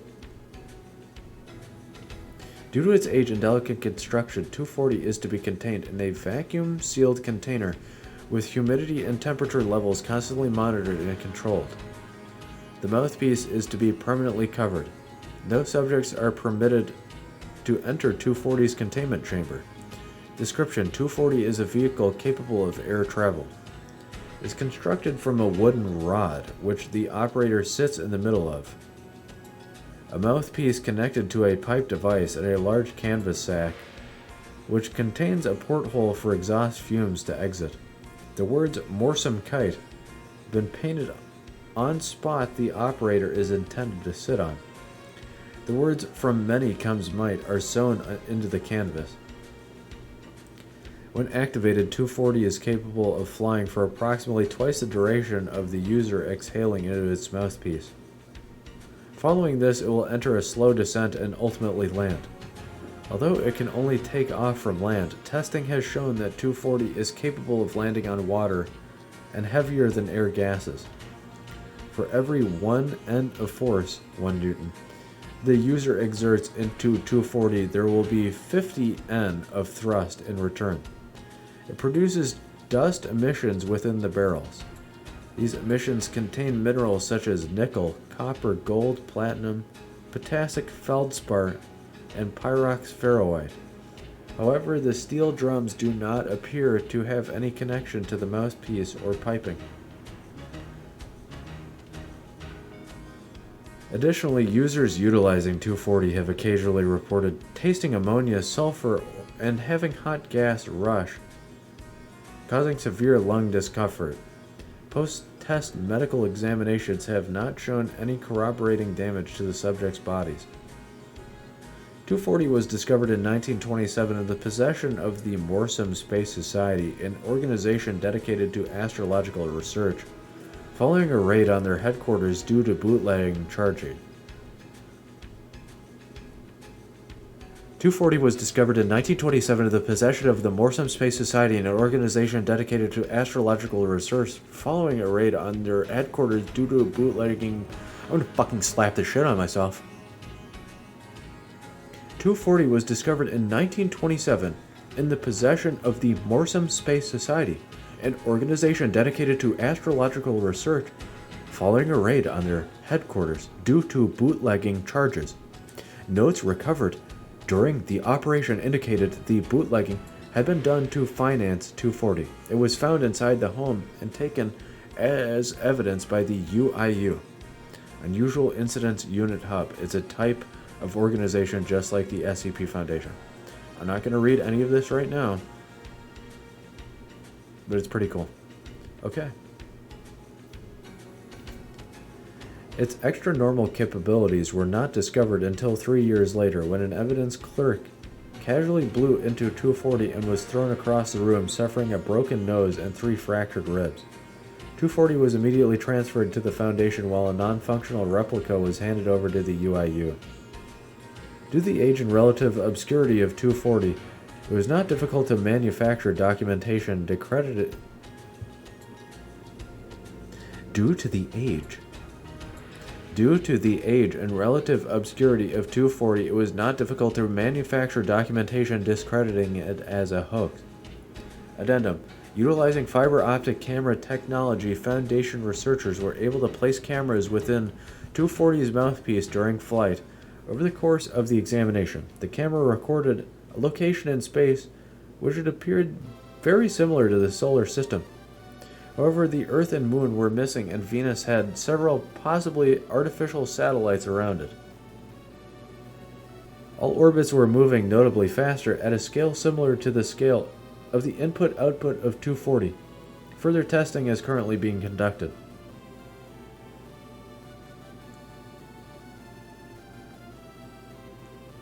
Airborne extra-dimensional extraterrestrial inscription rewritable rewrite safe unusual incidents unit vehicle.